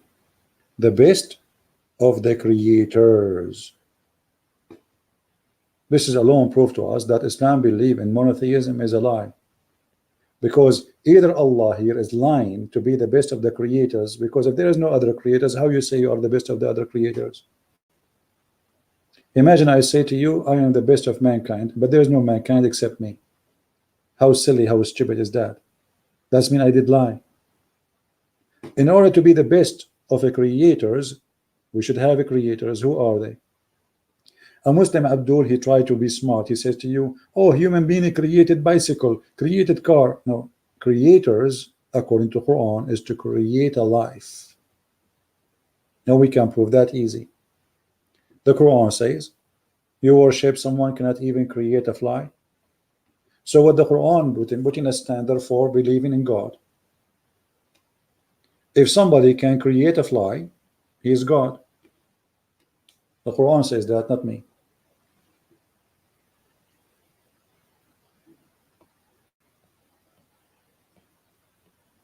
That's mean. This website is really funny. O mankind, read it. Are you worshiping someone he cannot even create a fly? Do you see it? You call beside Allah, who will never create a fly. So if there is someone can create a fly, he is worthy of worship. But this is a contradiction, because the Quran says Jesus created from the mud a bird. The Muslim, they say by permission of Allah, but that will not change the fact that he became a creator. And however, saying by the permission of Allah will not change the fact that this is just a claim. I can say that Jesus did all his miracles by my permission. Hey, Jesus, oh, go and make the man see. A Christian prince says that he is the one who gave him permission. That's silly. Yesterday, a Muslim woman in the chat, in the text, she posted in the comment that the reason Jesus have miracles and Muhammad don't have miracles because Allah don't want to give him miracles. Like, what the heck? Ooh, this is a reason. So all miracles were given to Jesus, including to be creator. What the purpose of making Jesus creating a bird? That to make me believe he is a prophet, or to make me believe he's God? So if the purpose of Allah to make me believe that Jesus is a prophet, that means he's a fool. Here we go. I did not believe in him to be a prophet. There's more than 3 billion human beings in this earth who they are Christian, believe in Jesus as God. So what we would do with those? So if the purpose of those miracles was given to Jesus to make him look like he is a prophet, Allah failed. Allah is stupid, because too much miracles. Jesus raising people from death. Jesus creating people, creating from the mud. He's like God. He's God. He created from the mud, living thing, and then he breathed into it. How Allah he created Adam? He made a mud and he breathed into it. How Jesus he created a bird? He made mud and he breathed into it.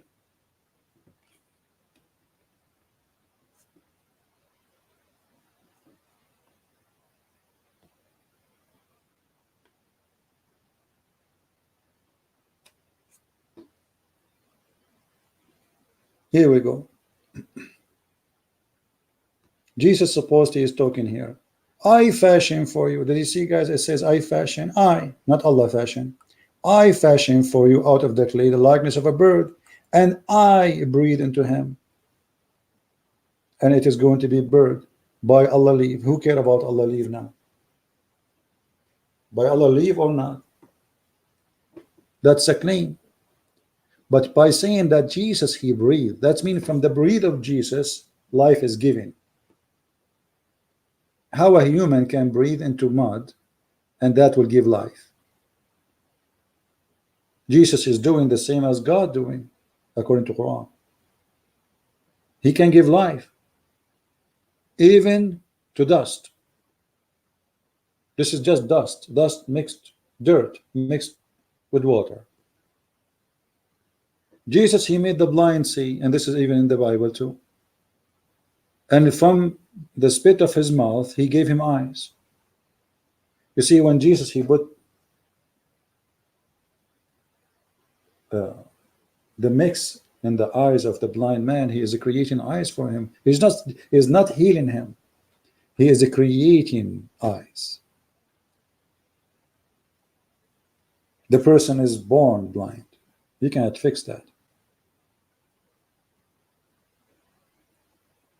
And then the Muslim, they say to you, well, it's by the leave of Jesus, the leave of Allah. Well, okay, let us assume that this is by the leave of Allah. Why Allah don't give by his leave miracle to Muhammad? The Muslim, they say to you, in the time of Jesus, there was a lot of science. So it was time of science. So Jesus was beating their science. Stupidity. Jesus was not giving medicine. What science? In the time of Jesus, what does science? Muhammad came 600 years after Jesus. So in the time of Jesus, science was more advanced from the time of Muhammad. That is the most stupid argument ever. But because they can't explain to you why Jesus have all those miracles and Muhammad have none. What science? Muhammad, was Jesus giving medicine? Did Jesus say to the guy, the blind man, hey, go and drink this 3 times a day? Jesus says to the blind man, see, he saw. He said to the man, he cannot walk, walk, we walk. What science?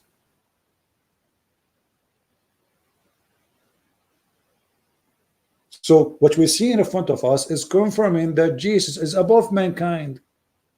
The Quran confirmed that he breathed, and from his breath life come. The Quran confirmed that he knew the unseen. Look at this. And I announced into you what you have ate and what you store in your houses. The Quran says only Allah knows the unseen. This is unseen. The Quran says Muhammad, he know nothing about the unseen. Jesus know everything about unseen. Whatever you do at your home, how Jesus can tell you the unseen? That means Jesus is everywhere. You see, in order, Jesus is talking to the children of Israel, which means any one of them, he says, okay, tell me what I did at home. Which means he's talking to thousands of people. Imagine, I know what thousands of people just did at home. How Jesus can do that? By the leave of Allah? That is the most stupid answer. And actually, even the Bible says that Jesus was reading the mind of the Jews. So he says, which one is easier? To say to him, carry your bed, or forgive, or your sin is forgiven? So Jesus in the Bible, he read your mind, and Jesus in the Quran, he knew the unseen. And no one knows the unseen save God. And claiming that this is a miracle given by Allah, you have to prove it. And the Quran proving to us that Allah is an idiot. He's a stupid. He's a fool. The Quran is a book of stupidity. Even the history is wrong. Mary is the sister of Aaron. The Muslim, they try to fabricate Muhammad in his time, they get busted. The Jews, they said to him, they laugh at him, they said, but Mary, she have nothing to do with Aaron, you idiot. Mary was many hundred years after Aaron.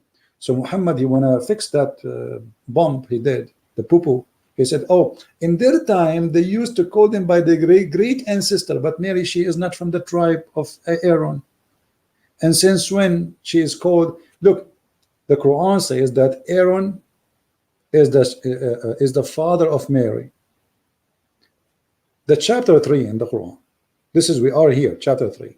It's called Al Imran. Okay, who is Ali Imran? The stupid Quran talk about Ali Imran in this chapter. Who are the Ali Imran? Mary, Isa, Moses, Aaron.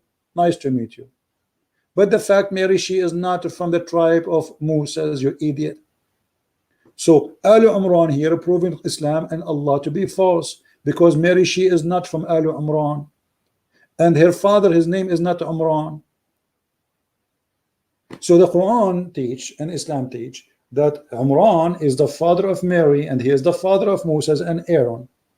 And the reason for the confusion, because the idiot Muhammad, he heard the Jews saying that Aaron and Moses, they have a sister, her name is Maryam, and this is exactly the same name of the mother of Jesus. So the foolish Muhammad, he said, okay, So it's here we go. Maryam, the sister of of Aaron. So the foolishness, God cannot be a fool, and Allah is a big time fool. God cannot be stupid, and Allah obviously stupid. God cannot be ignorant, and your God obviously is ignorant. He do not know how the baby created. He think the sun set in murky water. He think the women have a sperm coming from their breast. He don't even know how the earth and the heaven is created. And the top of that, the Muslim, they try to fabricate. As an example, they say to us, I'm sure many of you heard that the Muslim says that the Big Bang, brother. The Big Bang is in the Quran. Where? Brother, here, brother. Let me show you, brother.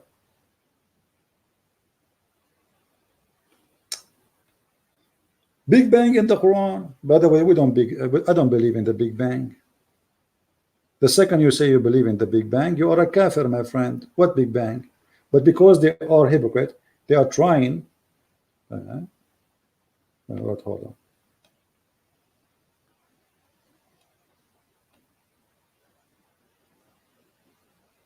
Here we go. They claim that this verse is about the Big Bang. Where is this Big Bang? Read with me. Have not those who disbelieve known that the heaven and the earth were one piece, and then we part in them? This is the Big Bang. Abdul, it says there was heaven and earth, and Allah, He separated them. The Big Bang doesn't say there is heaven and earth, and then the Big Bang happened, which means the Big Bang happened after the, according to this verse, if this is about the Big Bang, that means the Big Bang happened after the earth and the heaven is exist. Stupidity. And by the way, this verse is proving to us that the Quran is false. Why? Because the earth and the heaven are not separated. We are inside the space. We are little tiny dust inside a huge, amazing, massive space. So how we are separated? We are not. So this verse is proving, and look at this. To make it more stupid, he says, have not those who disbelieve known that the heaven and the earth were one piece? So he's talking about something known in the time of Muhammad. Everyone believe in that. This is a legend that God, He left the heaven up from the earth, and He put columns. If we go into different verse in the Quran, we will find this. I mean, this is English, man.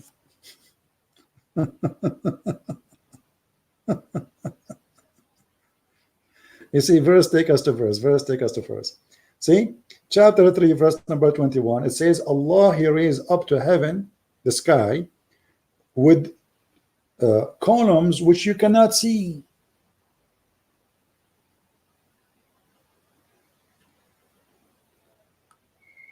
You see the translation? Who raised up the heaven without a visible support, but there is a support which is invisible. What is the visible support? Or let us say the invisible support. We can find that in chapter Qaf. If you go to chapter Qaf in the Quran, you will find that there is an azure mountain surrounding the earth from every direction, and the sky is like a dome in the top of it. This is why the Quran says that Allah, He made the heaven like a roof. Here we go. The ambulance is coming to take Muhammad because he is suffering from epilepsy. All right. If we read here the interpretation, we will find this. It says the following. From the narration on the authority of Ibn Abbas. Ibn Abbas is the cousin of Muhammad, saying, Qaf, he says it's an azure mountain of overlooking the world, this world, and the color of the sky is taken from it. This is how Allah, He left up the sky. So it's an azure mountain. That's why we don't see it. It's a blue, but it's in fact is surrounding the earth, and the sky is taking the color of. This is science. I mean, don't you believe in Islam? Here we go. Do you see it? It's clear. And not only that, the Muslim, they say to you, do you know that the Quran speak about the atmosphere, brother? Atmosphere, where? In the Quran? Yes, brother. Where? You can search for it in Google and you will die laughing. But the Quran never spoke about that. Let us see the atmosphere. The Muslim, they talk about if it's really atmosphere, or it is farting fear. So the Quran says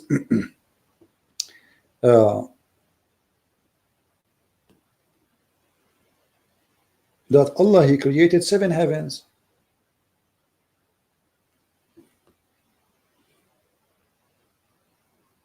Now, this website is very weird.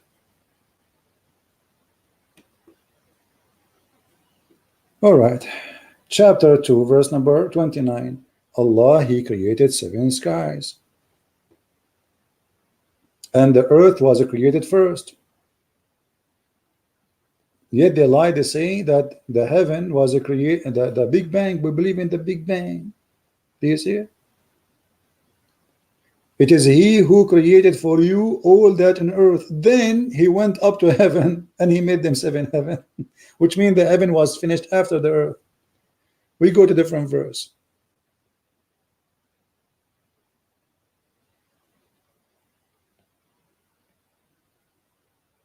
All right.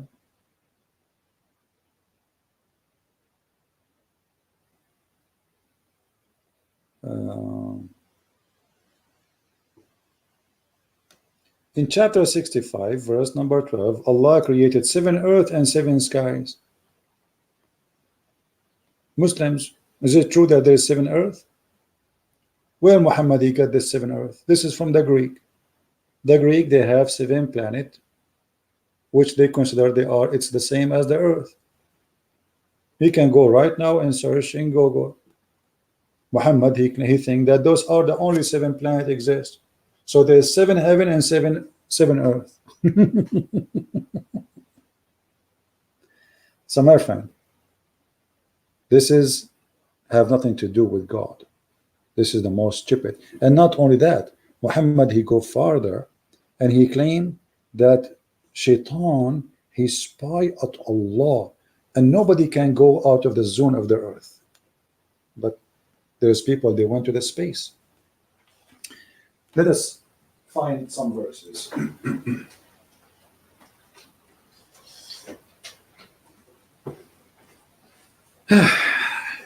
Man, oh man. Okay. I'm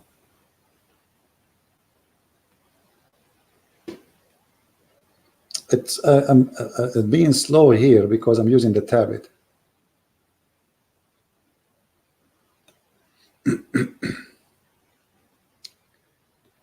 Chapter 55, verse number 33, it says, Allah challenging the genie and the human to go out of the earth. So who is the first one who went out of the earth? It was in the time of the Soviet Union, kuffar. Allah saying, you cannot leave. And without permission, who is the one who had permission? Muslim, they say, and Muhammad explained, only the prophets and the angels. That's it. Nobody. So if you have power to penetrate out of the region of the heaven and the earth, go if you can. You cannot. But Allah never imagined, or Muhammad, that time will come and man will go to heaven or go to the space. In different verse, Muhammad, he claimed that Shaitan, he used to spy always at Allah. And Allah, after he sent Muhammad, he don't allow that no more. So he shoot Shaitan in his ass.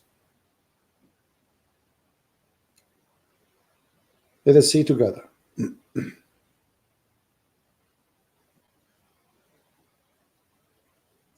Chapter 15, verse number 18.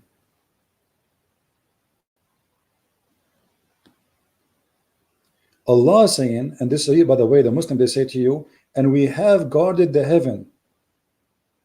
They quote this verse and the verse after it, and they say, this is the atmosphere, brother. Look, brother, the heaven is guarded, but it's the opposite. Here, it's not the earth is guarded, it's the heaven is guarded, which means Shaitan, he tried to steal information. He worked for the KGB, CIA, and what Allah he do, he shot him in his ass. Read the verse. So do you see how they fabricate? They say the atmosphere in the Quran.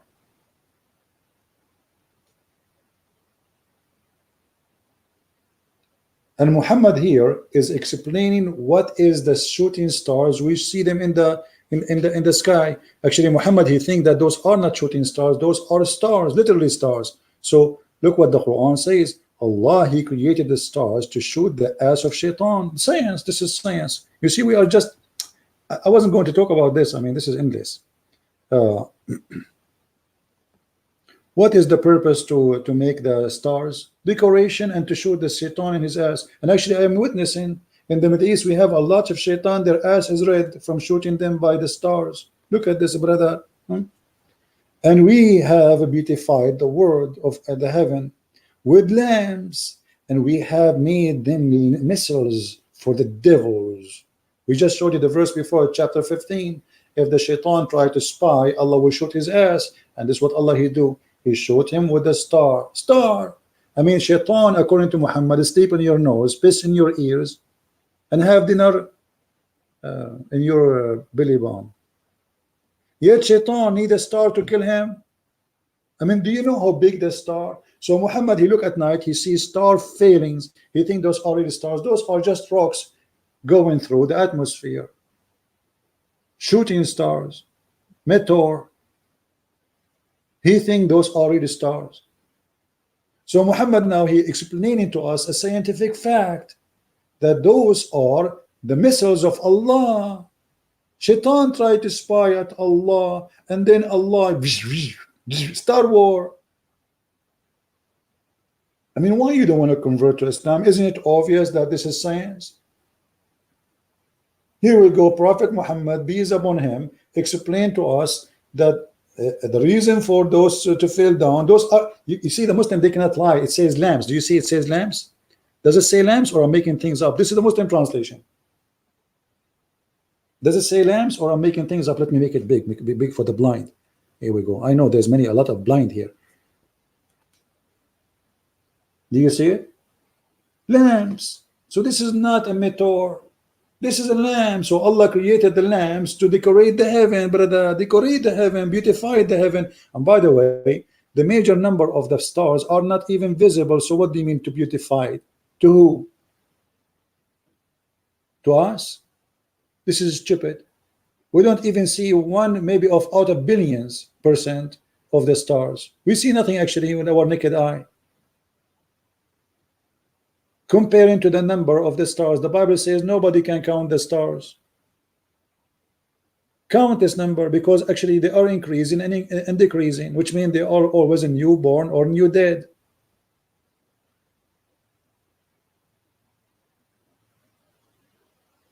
So they try to fool you. They assume that you are a fool, ignorant. So they make website like this saying the Quran is a book of science. Minerals in the Quran, brother. Minerals, look. Extreme hydrothermal vent. Astroby, I don't even know how to read it. Smoke. Fire whirl. Sunlight, brother. Sunlight. The photos, all of this in the Quran. And look at this mosquito. This mosquito present Muhammad telling us his lies. Look at the nose. What the Quran speak about mosquitoes? What the Quran speak about mosquitoes? I want to see that. I'm interested now. What this? I like mosquitoes. The first time I met mosquito, it was in Japan. I met Miss Jenny and Miss Sasuke and Mosquito. That is the first time I met mosquito. Mosquito. The Quran says about mosquito. What the Quran says about mosquitoes? Please tell me, please. Chapter 2, verse number 26. Okay, what the Quran says? Inna Allah la yastahi an yadruba mathala ma ba'uda fama fawqaha. Okay. Muslim translation, this says that science discover that in the top, first of all, ba'uda is a female. Look at this. Ba'uda is a female. Abdul, ba'uda is a female. This is an Arabic word for male and female. We call ba'uda. We don't check if they have balls or not. I mean, they have a stupid argument, but they fool you. What is the word in Arabic for a male mosquito? Muslims. There's no Arabic word. Most of the insect in Arabic, they come as female. The same as the word namla, ant. They say to you, do you know that the Quran says that an ant, female ant, she told the other ant to run away? According to science, brother, only female ants is the one who give warning. But Abdul, in Arabic, we call all ants namla. As long we speak about individual one, we call it namla, male or female, the same as for the mosquito. What a bunch of liars. And look, the verse saying Allah is not shy to give you example from a mosquito on what is above. They make it as okay, they find the parasite live on the mosquitoes, brother. But this is what the Quran is saying. The Quran is saying that Allah is not shy to give you example, even if it's about a mosquito as a size and what is above. Here they make it about parasite. If you go right now, here we go, just to show you how they lie. Chapter 2, verse 26. This is English. Endless lies, no shame.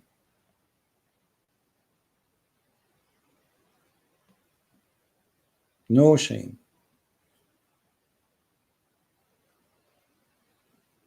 Chapter 2, 26. Let us see the real meaning. Is it really about parasite?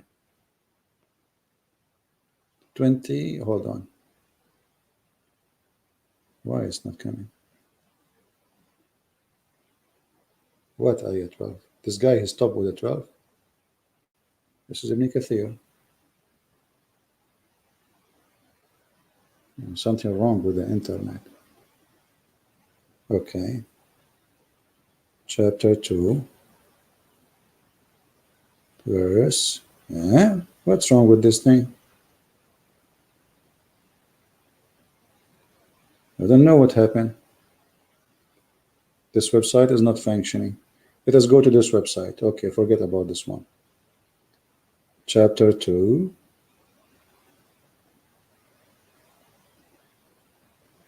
(26).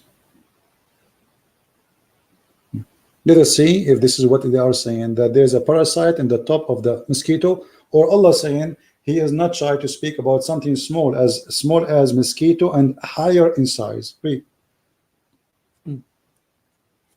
Allah mentioned to the Jews objection to the Quran, smiles, saying, Lu Allah disdaineth not, He cannot abstain from coining smiles, and how He his deen, mentioning something that if all created being were to join forces to create, they would not be able to do so.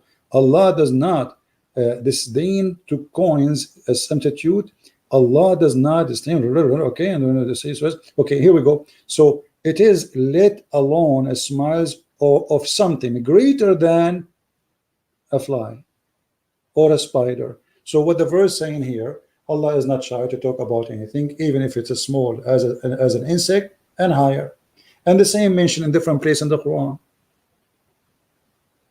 The Muslim, they say to you, do you know that the Quran is speaking about nuclear? Where is that? They say to you the word dharra. Dharra, brother. Here we go. Chapter 4, verse number 40. If you ask anyone what the word dharra in Arabic today, they say to you this is nuclear. But this is the Arabic name which is fabricated today to fit with the modern science. But the word dharra is an ant. Look, the Quran saying that Allah will not misjudge or wrong judge even in the weight of an ant. Do you see it? In the Muslim website, they changed the word ant to make it about a nuclear, to make it a miracle. Allah speak about the weight of nuclear, neutron, when the fact the word is an ant. Even this is the Muslim translation. Do you see it? So in their website, the ant became a nuclear, just to make you believe that this is amazing. The Quran, look, Allah, He is speaking about nuclear, but it is an ant. So the ant became, maybe it's a nuclear ant, yeah. It's an ant. In their website, you can go there and you will find they are making the same as they made the mosquito. They make it about a nuclear. Let us see where's the nuclear one. Nuclear or proton or whatever. All of this is the same. All of those is the same. Dark energy, north, gravity, okay, all of this. Petra, straight light, sonic weapons, all of this. Even the Quran speak about sonic weapons. What sonic weapons? Allah in the Quran speak about prepare for them your soul and your arrows. And Muhammad speak about in the judgment day that the people of Gog and Magog, they will at the end of the time, that's it, the end of the time, they will use their arrows.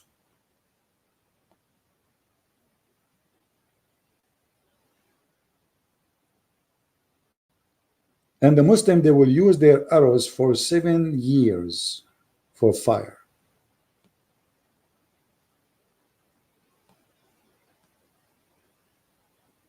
Let us see.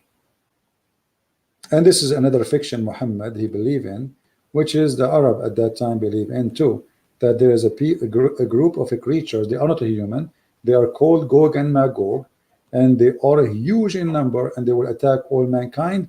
But Zulqarnain, Alexander the Great, he put a dam between us and them, and until the judgment day they will not be able to go through. You see here he's saying, the Messenger of Allah says, woke up in his face and he said, red face, La ilaha illallah, woe to the Arab from the evil, has a drawn night. Muhammad here making false prophecy. He claimed that people of Gog and Magog are coming. Here we go. False prophecy 1400 years ago. Today a hole has been opened, and the period of Gog and Magog, and the guster indicate the size of the hole. You know, so Muhammad saying, "Oh Arab, be ready. The Gog and Magog are coming," and this 14 years ago, and we will never see Gog and Magog. It's a lie. And this is mentioned again in chapter 18 in the Quran. All of those are speaking about the same story.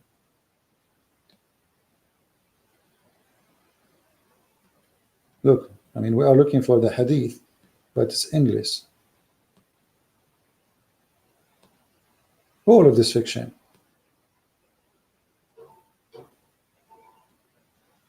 I mean, look like I will spend maybe. Look, the people of Gog and Magog, from every human, there's 1,000 equal to the number. Look at this. The Messenger of Allah said that the high road. Okay.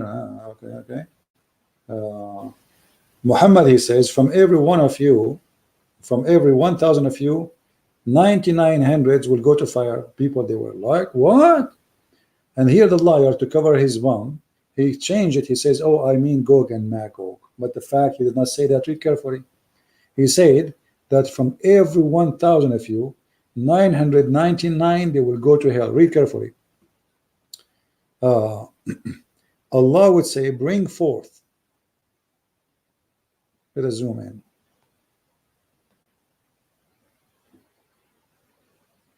O Adam, and I would say, blah, blah, blah, blah, okay, O Lord, and blah, blah, blah, okay, and then he says, bring forth the group, the dozens of fire, the people who will live in fire. He, Adam, would say, who are the inhabitant of the fire of hell? It would say, they are out of every 1,999. He, the Holy Prophet, says, it is this juncture that every child would become white-haired, and every pregnant woman would abort. So Muhammad here is making a prophecy, but when the Muslim, they complain about the number, Muhammad, he claimed that this is about 999 from the people of Gog and Magog, because simply he's a false man. And then they said to him, O Messenger of Allah, who among us would be the unfortunate person who would be doomed to hell? He said, good tidings for you. Gog and Magog would be those 1,000. But what is 1,000? This is about Adam and his children. Gog and Magog, they are not from the children of Adam. I mean, it's just a stupid fiction. And according to Muhammad, the numbers of Gog and Magog is 1,000 to 1, which means if we are 7 billion now, we should have 7,000 billion of the creatures of Gog and Magog, which is the creatures, they have big ear and they can even sleep inside it. And they are very aggressive and very dangerous. Anyway, I think this is enough for today. So when a Muslim, he says to us that he have a God and he want to prove to us that God is God, His name is Allah. That will be the most silly argument, because your God cannot be God, for God is not a fool, God is not a stupid, God, he knew history, God, he knew how to create, God, he knew how to speak. God cannot be ignorant, and God cannot be a liar, and the Quran confirm all of this. And God don't teach bad ethic. As an example, the Quran says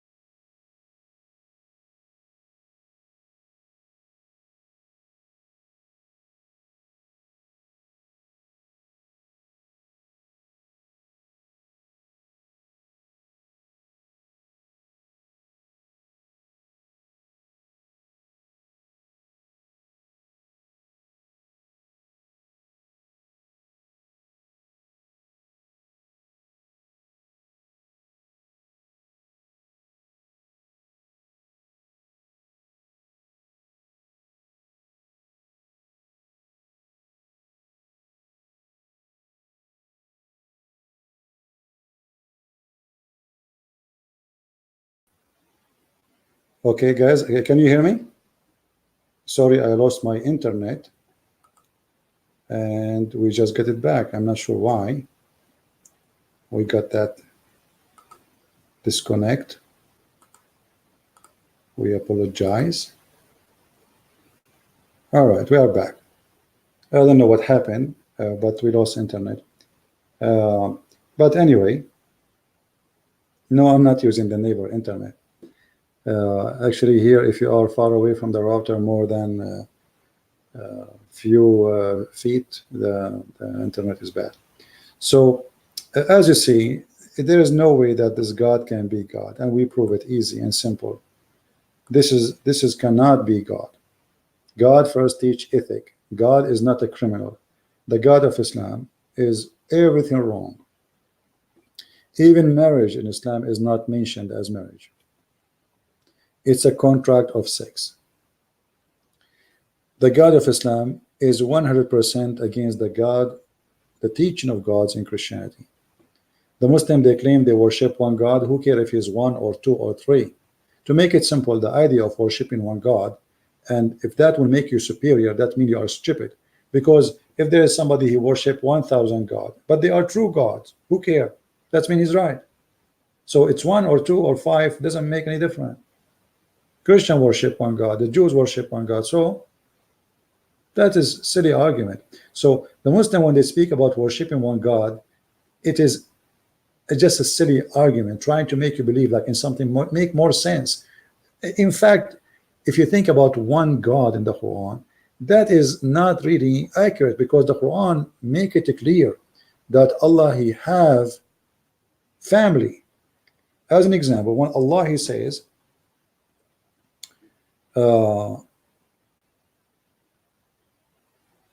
if you want to take a partner, he would like to take it from our kind. Okay, what is our kind? Ourself. Who is ourself?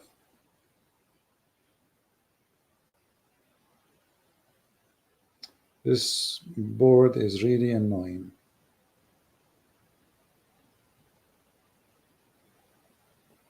I cannot even type. In this chapter, chapter 21, verse number 17, it says, if we had wished to find a, they say translation here, pastime.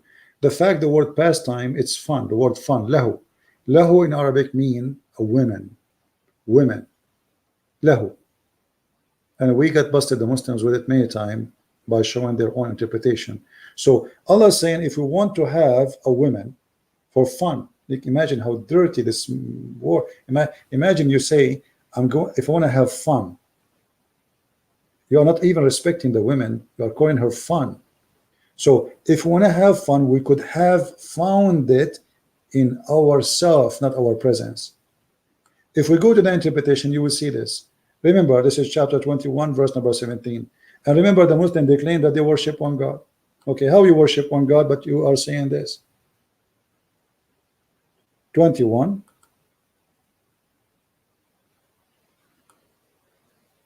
17.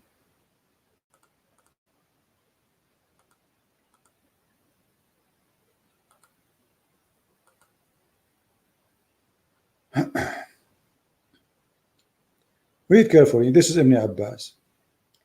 And if you don't like Ibn Abbas, we can show you Ibn Jalalain. Both of them, they are saying, if Allah wished to have a partner, He will take it from ourselves.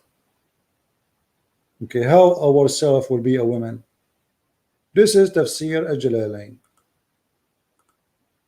Remember, Allah is one, right? Okay.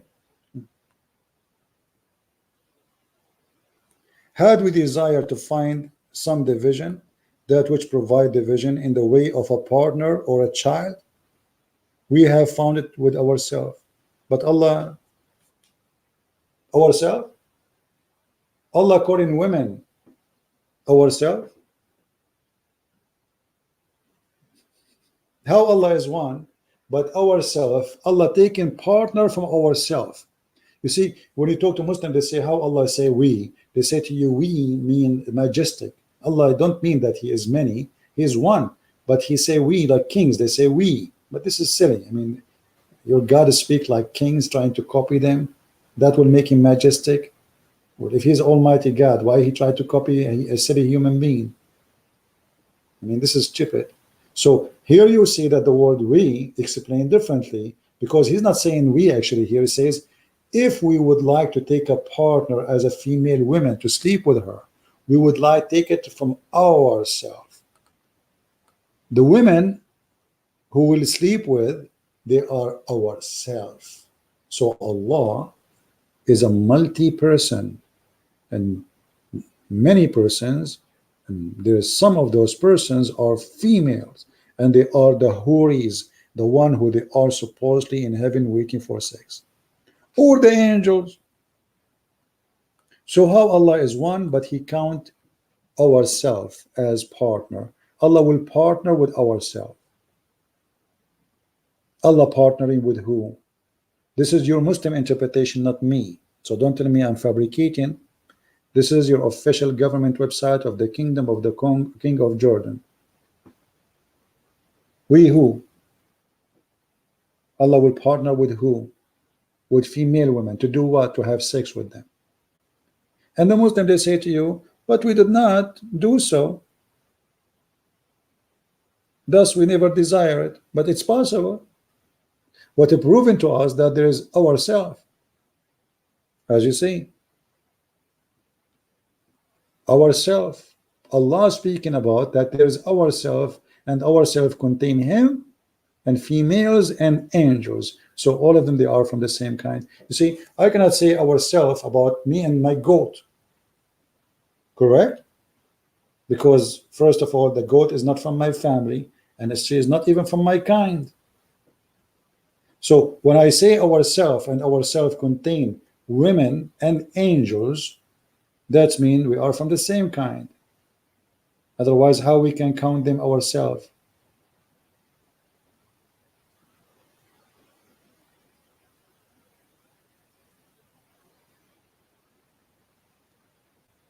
Somebody saying the contribution of the verse, Allah does not have partners. This is not the issue.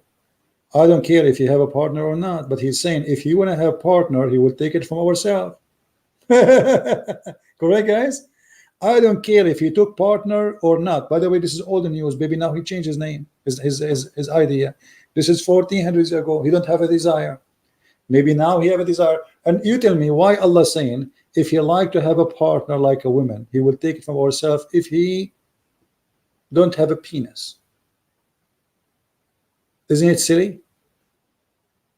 You see, when I say if I desire to have a partner, let us say I want to marry, I will say, okay, if I desire to have a partner, I will marry a woman from Africa. Huh?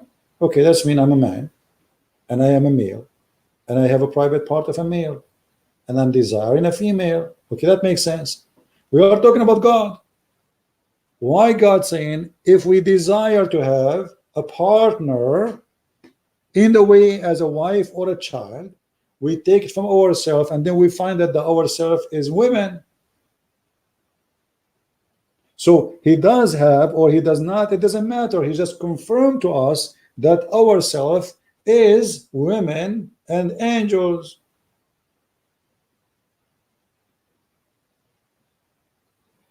Are you getting the point? So if you are trying to say to me Allah has no partners, you did the opposite, because you just said ourself. By saying ourself and making women and angels are ourself, you made yourself equal to them. And in order to marry or to have sex with the female women, you have to be from the same kind.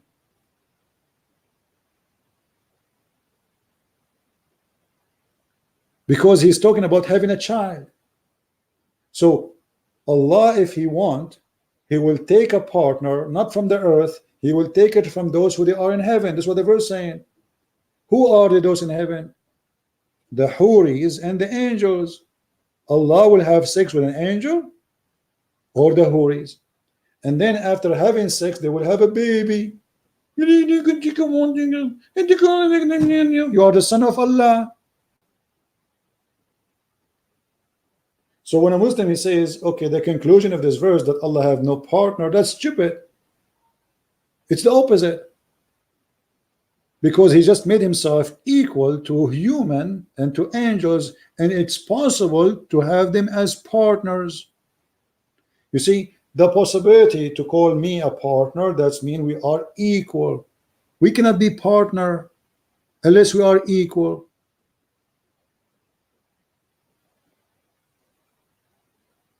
When you work in a company, you are an employee, you are not equal to the owner.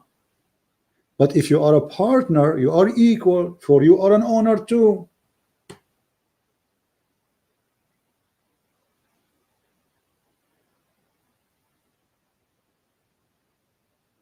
Any Muslim? Any smart Muslim want to give me a smarter comment? I like smart comment. I buy them actually. Anyone?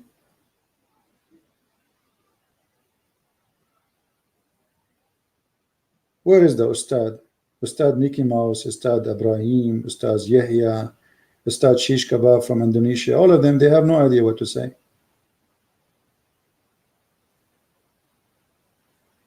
If I open your Skype for me, you will call me. But my internet is not good enough. You saw I lost this connection. That's why I'm not taking calls. If I have Skype and this running, I will go out of contact. Hey, my friend, don't worry. In a few days, I will be back home, and you can call me as much as you wish. Correct, guys? You can call me, and we will have fun. Let us see how good you are. I will make you famous. Kabich? Yeah. Abdul Samad, you are here? I don't think this is a real one. I think this is just a name. We welcome all Muslims, especially those who claim to be teachers in Indonesia. I have a special interest for those who claim to be teachers. I believe none of them is real. All of them, they have no idea what Islam is about. They are just fake. They cannot even quote for me one verse from the Quran correctly. They don't even know how to say the name of their prophet correctly. I saw a Muslim sheikh from Indonesia. He was speaking supposedly Quran. Honest to God, I was dying laughing at his Arabic.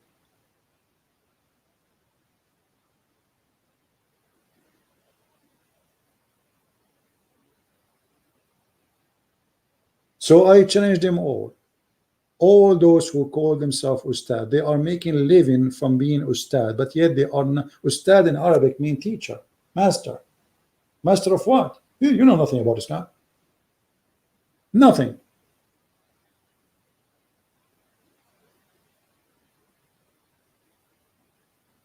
They have zero knowledge of Islam.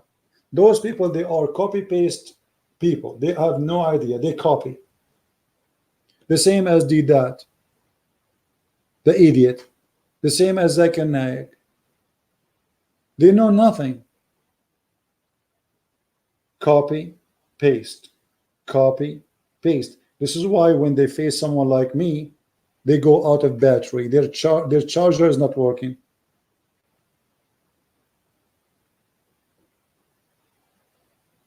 So do we have any, I will be back for sure, maybe by the 7th or the 8th of September. So just a few days from now.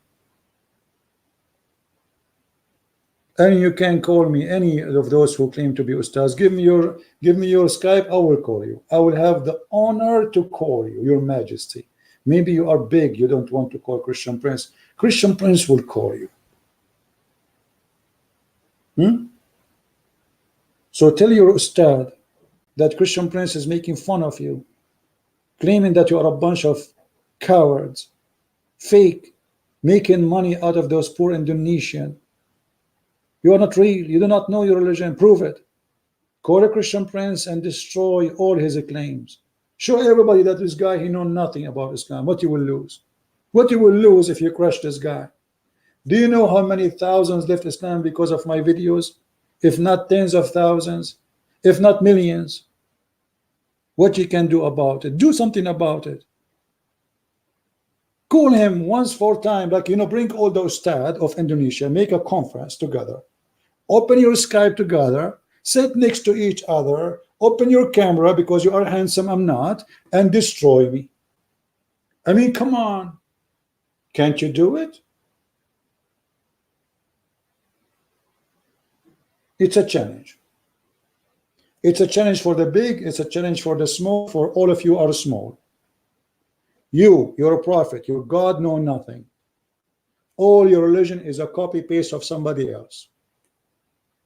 Some copy from the Christians, some copy from the Jews, some copy from the Sabian. And look, just to show you something stupid. Look at this. Guys, this is say here, read with me carefully. Also roaming the earth at the time of Zoroastrian fire worshipper and Sabian star worshipper. Guys, did he say the Sabians are stars worshippers, or my eyes are misleading me? Did this guy in his article, this Muslims, admitted that the Sabians are stars worshippers? Does it say that? Look, I will make it big for the blind one. Look, here we go. I make it so big to the point I became blind now. Okay, so as long in your Muslim website, islamfaith.com, you just admitted that Sabians are stars worshippers. So how the Quran say this? That Sabian will go to heaven?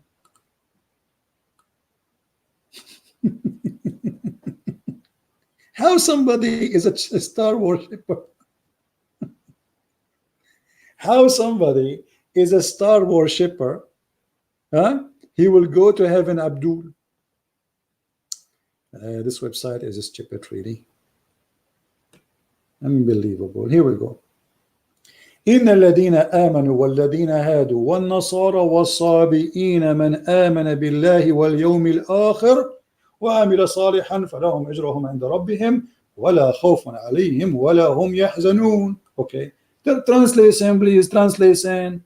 Look at this. The Sabians, Muhammad promised them to go to heaven, brother. So how the Sabians are stars worshippers and they will go to heaven? Hello?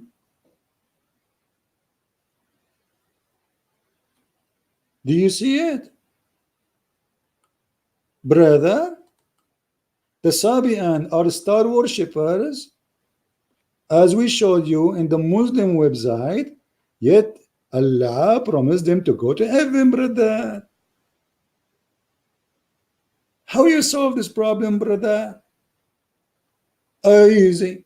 Muhammad is a fake prophet. He was promising everybody, don't worry, be happy. You are Sabian, you go to heaven. You are a Christian, you go to heaven. You are a Jew, go to heaven. Just say I'm prophet. Still worshiping the stars, brother.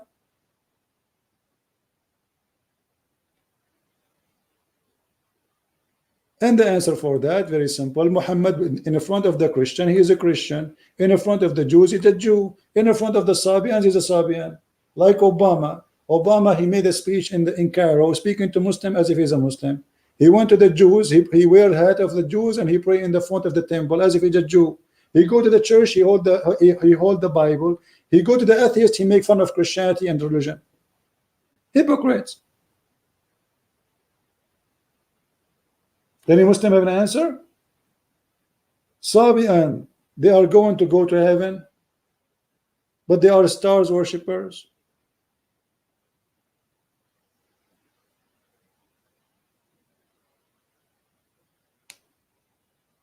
So look at this. I mean, science is stupid, history is stupid, and even religious meaning is stupid. This is Quran.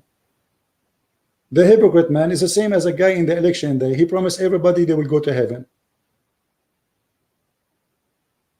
He go to Middle East, he promised them falafel. He go to America, he promised them steak, because this is what they like to eat. He go to Iran, to Persia, he promised them baba ganoush, the bent in the market. And this is Muhammad, he's marketing now. And later, because they did not believe in him, he said, okay, Christian and Jews, you will go to hell. Sabian, they will go to heaven. You will go. Sabian, until now, they are promised to go to heaven. But Sabians are people who worship stars. And it's from the same website trying to prove to us that Allah is God. You believe it?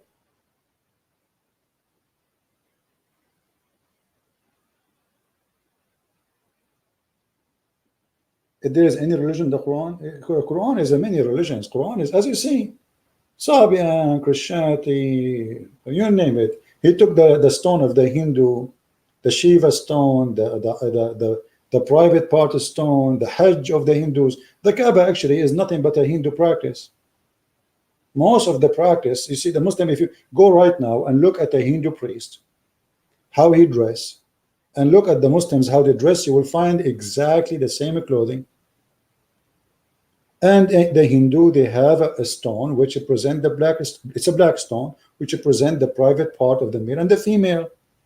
And the Muslim, they have the same black stone. It's the same. The Hindus have to shave their head when they go to the temple.